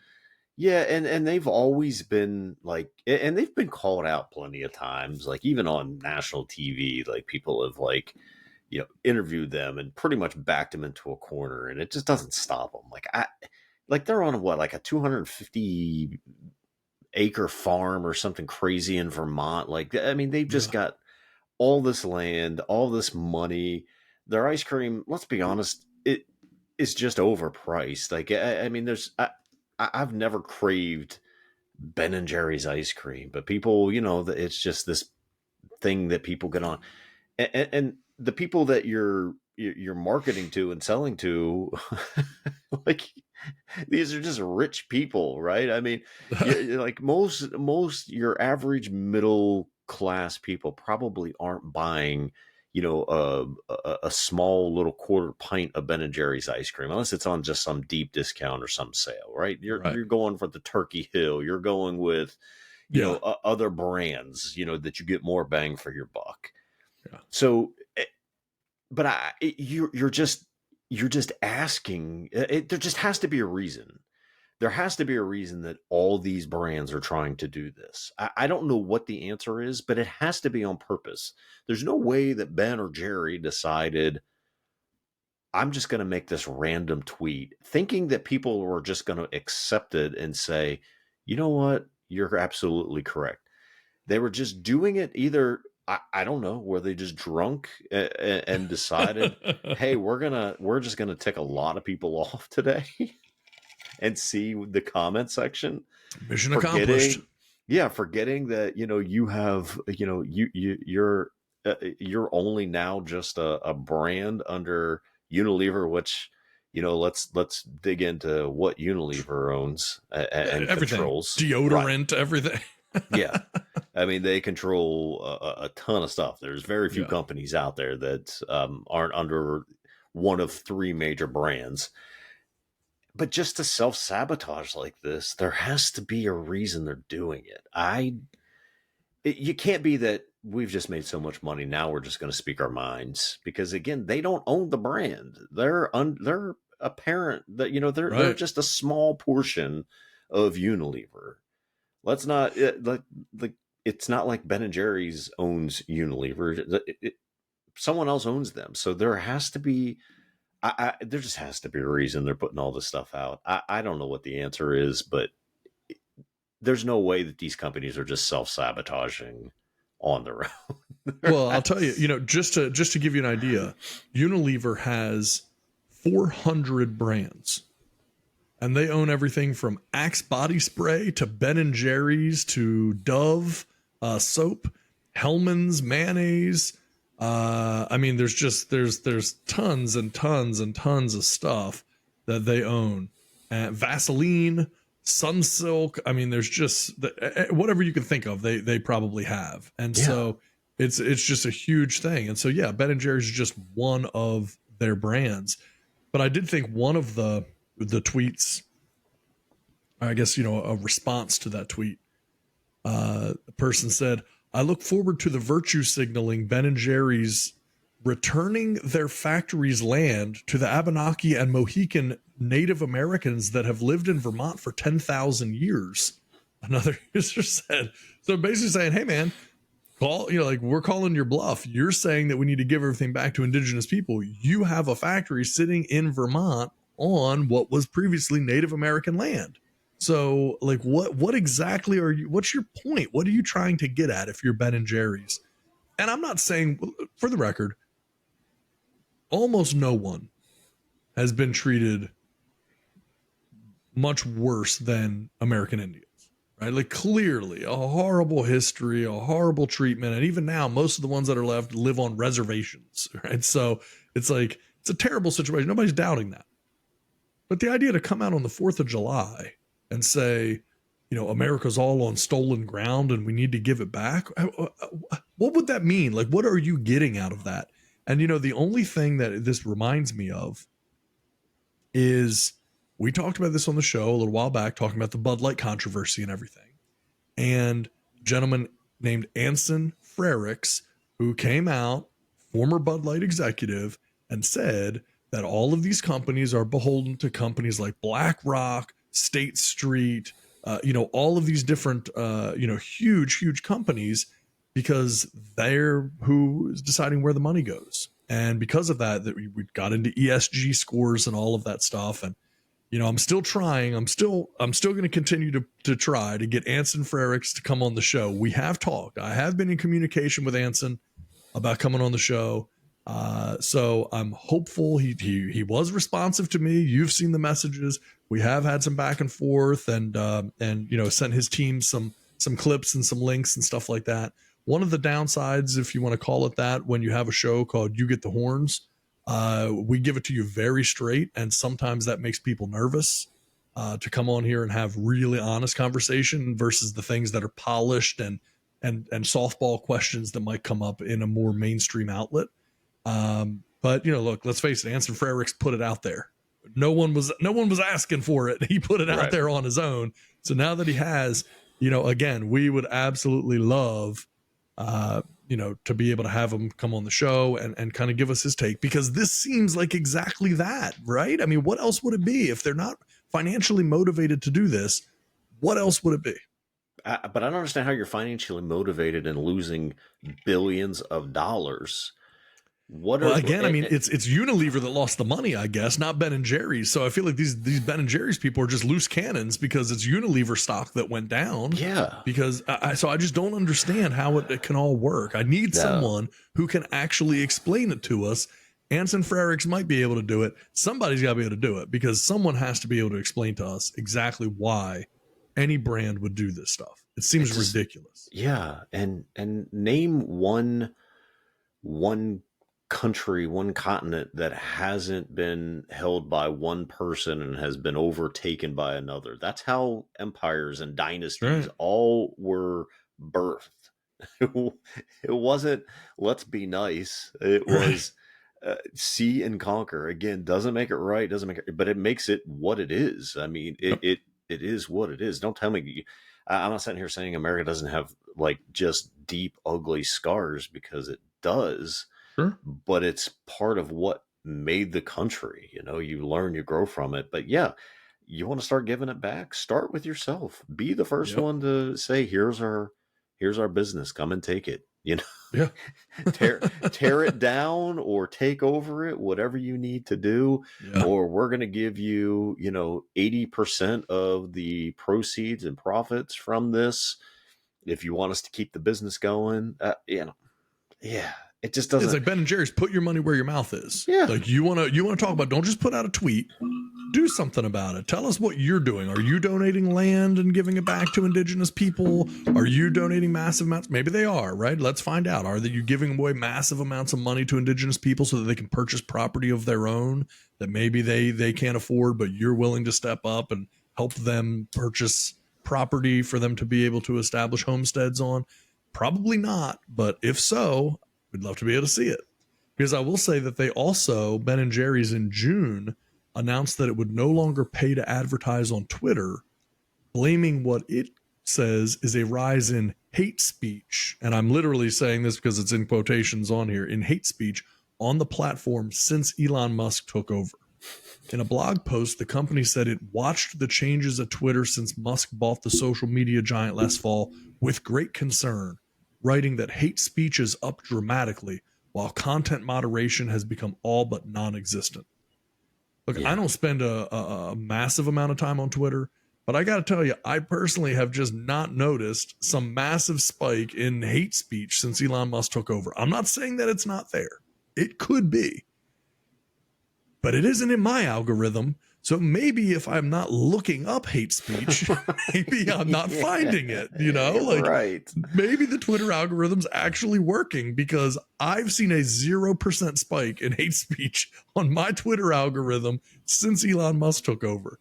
Yeah. I don't understand what this debate is. And I see so many people talking about it, but it makes me wonder, what are you looking at and what are you looking for? I just don't Yes. understand it. Yeah, I mean, I guess if you go looking for it, maybe it's there, but it's not finding you unless you're Right. looking for it. So, yeah, and there's been no one's ever quantified any of that and says that it is up or down. Like, how do you even do that? How do you even quantify it? Because again, it's not like it's just popping up on your page, like just Right. randomly. Like, if anything, I see more like left-leaning people pop up on my stuff. Like, I see more of that, and I'll Right. tell you, it's these Krasenstein brothers who just always pop up, and I'm like, I've never liked or subscribed, or like I've never done anything, but they somehow pop up on my page all the time.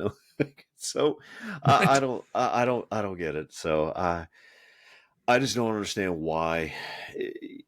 Again, you make ice cream. Come on, man. You're not like solving world Yes. problems. You sell overpriced ice cream. A gallon of your ice cream, 90% of the country couldn't afford or wouldn't have it in the budget. Not saying they can't afford it, but they wouldn't budget for your ice cream. So It's considered a premium product. yeah, you're just selling to elites anyways. So you are what you are. I mean, what, like, are you doing this to try and like hide the fact that this is what you're doing? Like, you sell really overpriced ice cream to really rich people. Yeah. Yeah, Yeah, I mean that's really what you're going for. Like they don't even make their ice cream accessible to the vast majority of people based on the pricing. Yeah. So yet you think that we should give land away to people. So Yeah, you're not selling your ice cream for 2 for $5 anywhere. Right. Buy one get one. That's not going on anywhere. Yeah. It's like 3 something for just like a little spoonful of ice cream of your stuff. I was like, Yeah. come on, man, just stop. Ugh. I really wish people would just ignore this stuff and just make them go away. But it's just stuff that just feeds, and people just fuel, like it just feeds into them, and they're just they can't help but respond. I mean, we're doing it, I suppose, but we're doing it for the absurdity of the fact that you're losing your parent company billions of dollars because you're an ice cream company who thinks they're social justice warriors. Like, it's just it literally makes no sense at all. Yeah. Yeah, I mean, totally agree.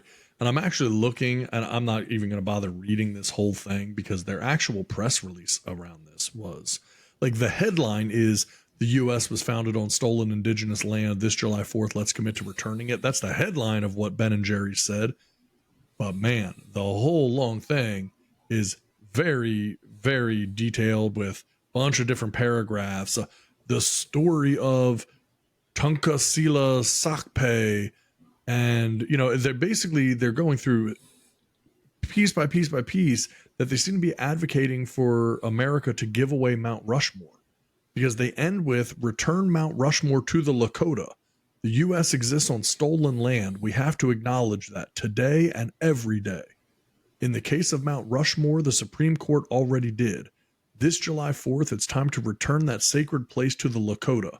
Let's make it a day that embraces freedom and justice for all.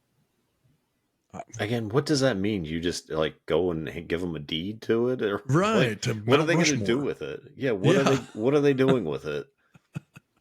I don't understand. And why does Ben and Jerry's care? Yeah. I mean, look, they're in Vermont. What do they care what's happening in North Dakota? Again, yeah. If you want to send money property to this, yeah, exactly. You have your own property, and you could easily contribute some of it. And guess what? Maybe they're not going to get Mount Rushmore, but maybe there's a really nice mountain on your property in Vermont that you could give away. Yeah. I mean, I don't know. It's maybe we're not the right two people to be talking about this stuff, or maybe we're exactly the right two people to be talking about it. I never know which, but it gets silly. It's so just insulting, this idea that like you say this stuff. It's clear, just it's only being done to make yourself look good. Yeah. Ben and Jerry's is 1,000,000% unaffected by whether or not Lakota Indians technically own Mount Rushmore or not. It has nothing to do with them at all. No. So they find a thing, and that's what so many people do in these situations, and that's kind of why it's so frustrating, is that they find a way, they find a thing that could not involve them less. And they choose that as the thing that they want to take a stand for or fight over or whatever, because it's safe, because it doesn't involve them. And the fact that it doesn't involve them and they're able to do it at arm's length, that's easy for them. It's easy. And, but again, I guarantee you that there is a rich, rich history of American Indians in Vermont. And I am looking over this statement by Ben and Jerry's, and I do not ever see anything mentioned about Vermont and giving property to any Native Americans in Vermont. Don't know why. That's weird. Because they control it. It's theirs. They own that land. So why not do something about that? Yeah. Let's give them some rocks. Yeah. Yeah. So I don't know. Oh, I don't know. I know. It's exactly what it is. It's just virtue signaling, making yourself look like heroes, social justice warriors. That's all you're doing. Again, you want to prove everyone wrong? Then give your stuff away. Give your stuff back, or compensate the Indians that are still in that in your area. Yeah. And then we can have that conversation. Yeah, every American Indian should be driving a Bentley in Vermont, based on Ben and Jerry's desire to make sure that they're taking like I don't want to see them poorly treated, but I also don't see how their lives are going to be any better if we gave them a mountain. I just don't see how that does anything for them. Shaped in mountain that's shaped with the heads like a big ice cream scoop. I mean, yeah, exactly. Like what would you do? It's like, hey, here's presidents. Like what do you want them to do with that? Why would that be like, that's just like the weirdest thing that you're giving to someone and then they're supposed to be grateful for it. Yeah. And that's the big thing, is that, we've talked about this before about how it's like, people want to get insulted for other people because it's kind of like the implication being, well, you're not smart enough to know that this is bad for you or this is insulting for you. So we're going to step up for you. And it's just like that same type of thing. Like, You're going to do all this and what? Give them a mountain? Forget any mountain. It doesn't matter. And then be like, expect them to be grateful for it. For what? You haven't enriched their lives in any way. Yeah. In any way by giving them this. Yeah. What are they going to do with it? I mean, they're going to charge people to come in and see Mount Rushmore and take the proceeds from it. I guess, I guess that's about the best I could think you would do with it. But otherwise, are they going to tear it down? I mean, what? It doesn't make a lot of sense. No, it doesn't make any sense. And again, worry about your own state. Worry about your own self. Like, if you're that concerned about it, do something on your property. You've got how many hundreds of acres there? Give them away. Give some away. Yeah. You're not going to do that. Let's be honest. You're not going to do that. No, and I'm looking at a list here of Ben and Jerry's like political involvement. In October of 2018, Ben and Jerry's announced their new limited batch flavor called Pecan Resist. It was introduced as part of the opposition campaign against U.S. President Donald Trump. Why? Why? You make ice cream. Why are you making things to fight against the U.S. president, your own president? Doesn't matter who, I don't care if Republican, Democrat, anything. Why as a brand that makes ice cream are you making things to speak out against whoever the president of the United States is? And then, there's so many of these things. In 2021, Ben & Jerry's released a tweet calling for the resignation, impeachment, and invoking of the 25th Amendment against President Donald Trump. And then, let's see, February of 2022, Ben & Jerry's got labeled an activist ice cream brand after they accused U.S. President Joe Biden of fanning the flames of war in Ukraine. And then in September 2022, they rebranded their cold brew coffee flavor to Changes Brewing to highlight the power of Black voters and encourage voter participation. Now, who do you want them to vote for? Because you've already been speaking out against both Joe Biden and Donald Trump. So what do you want them to do? Like, why don't you make a flavor that just says "stay home"? Like, what? Don't vote. What? Who can you vote for? There are no good answers, is what you're saying, because you're just speaking out against anyone and anything, and it doesn't seem to matter. Who are the people that are just hanging on to every single move that Ben & Jerry's makes and going to get? I wasn't going to get ice cream, but now they have a "we're against Trump" ice cream. So now I'm going to go spend $10 on some ice cream. It just doesn't make sense. And again, now you've upset 50% of the population, Right. I don't. Again, is this what we're getting to? Is this what they're trying to get to? We may be getting to the bottom. It's like they want every brand to be a label, right? Right. So now you stand for something. You can identify who a person is by the products that they have. Yeah. And maybe that's where this is getting to. I don't know. You might be right. I'm drinking, I'm drinking a Bud Light, well, I must be left. Oh, I'm drinking, I'm eating ice cream. I must be,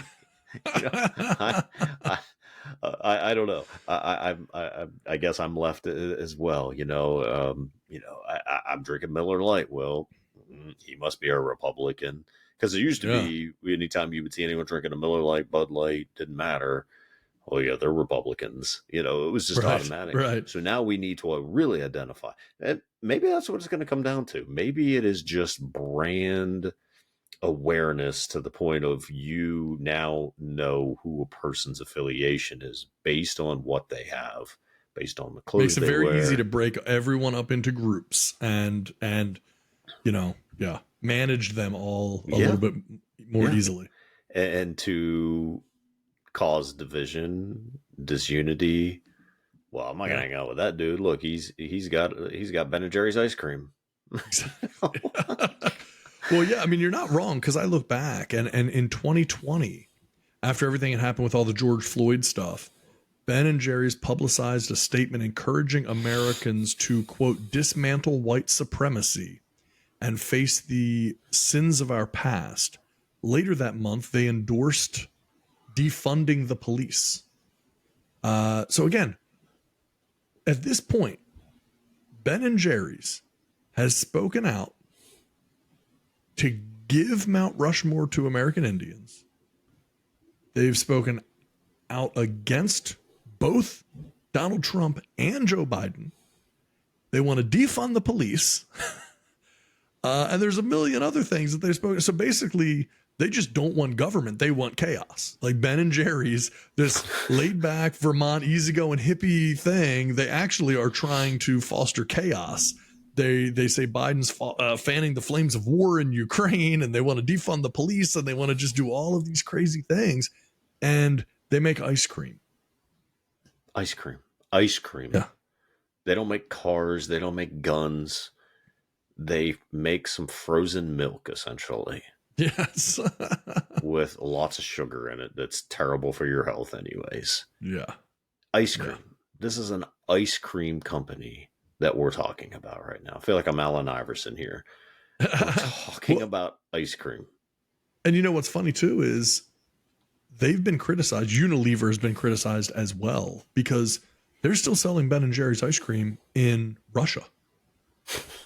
So while so many companies have shut down, and yet somehow Ben and Jerry's has not had a word to say about the fact that their ice cream is still being sold in Russia. Oh, no. So they spoke out against their own president for fanning the flames of war in Ukraine. Yeah. But they don't mind themselves making money in Russia. And this is, they had a big thing too with the whole Palestine and Israel. And people were like, and they were like, we're not selling ice cream in Israel.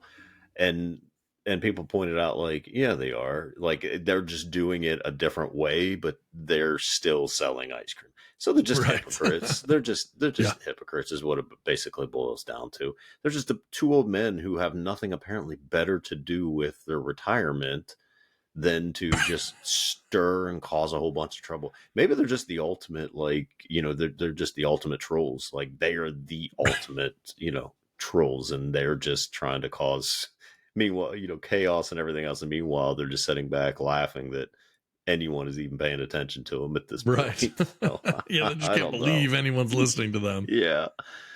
Oh, that's too funny. And I told you we would go over our 2-hour mark. That's right. Do it since we got on it, we wouldn't stop. Never fail. We could spend a lot more time on it. We're going to have to, that's, you know, a lot of the type of things we talk about in the show. So we might have to, we'll see if the story has legs, and then we may let's see if revisit it has legs. Let's see how much, you know, boycott Unilever or boycott Ben and Jerry's takes off. Again, the people boycotting Ben and Jerry's probably aren't buying it in the first place, but right. That's right.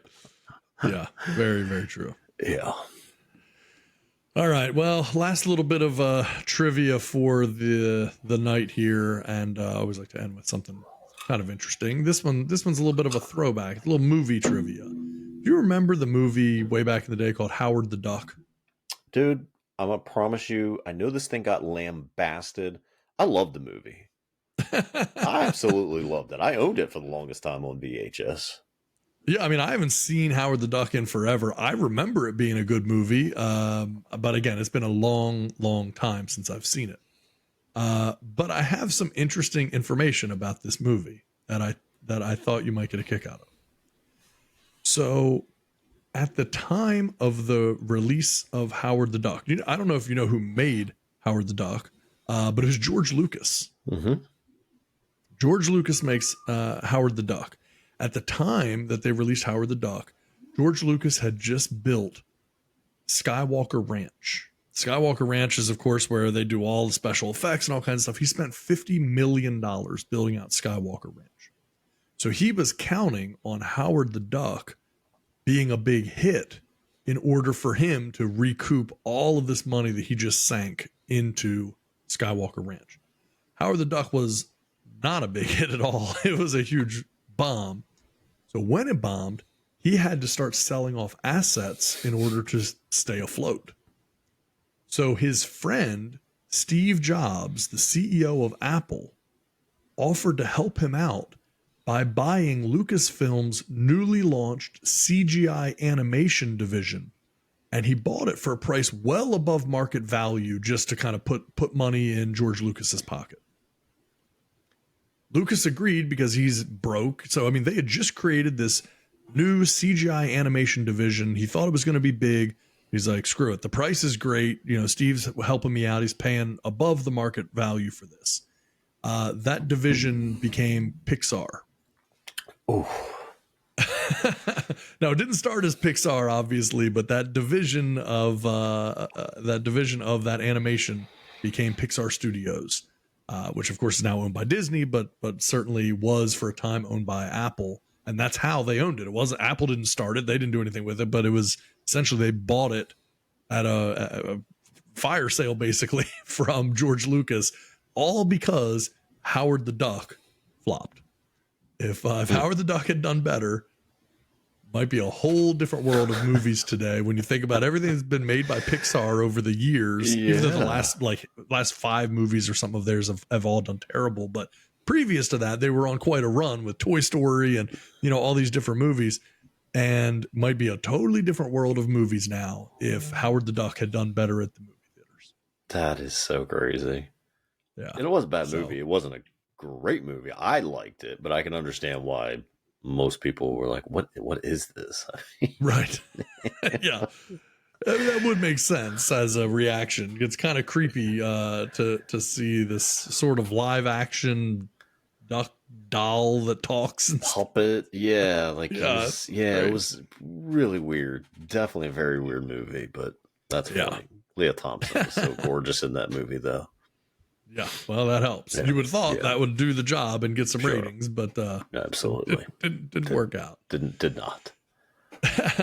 So anyway, I think that's pretty much it for us tonight. You have anything else to say to our global audience before we wrap it up? Nope, that's it. We've said enough. Probably too much. We've said more than enough. Most people would say we said far too much tonight. Yep. Mm-hmm. So we will make next week's episode a little less murdery, and we'll try to switch it up a little bit, but I've had some of these stories and I did want to make sure that we got to them. So yeah. But anyway, folks, that is it. Enjoy the rest of your morning, day, evening, week, weekend, whatever it is, wherever you are. We appreciate you listening to You Get the Horn Show, and we will see you soon. Good night.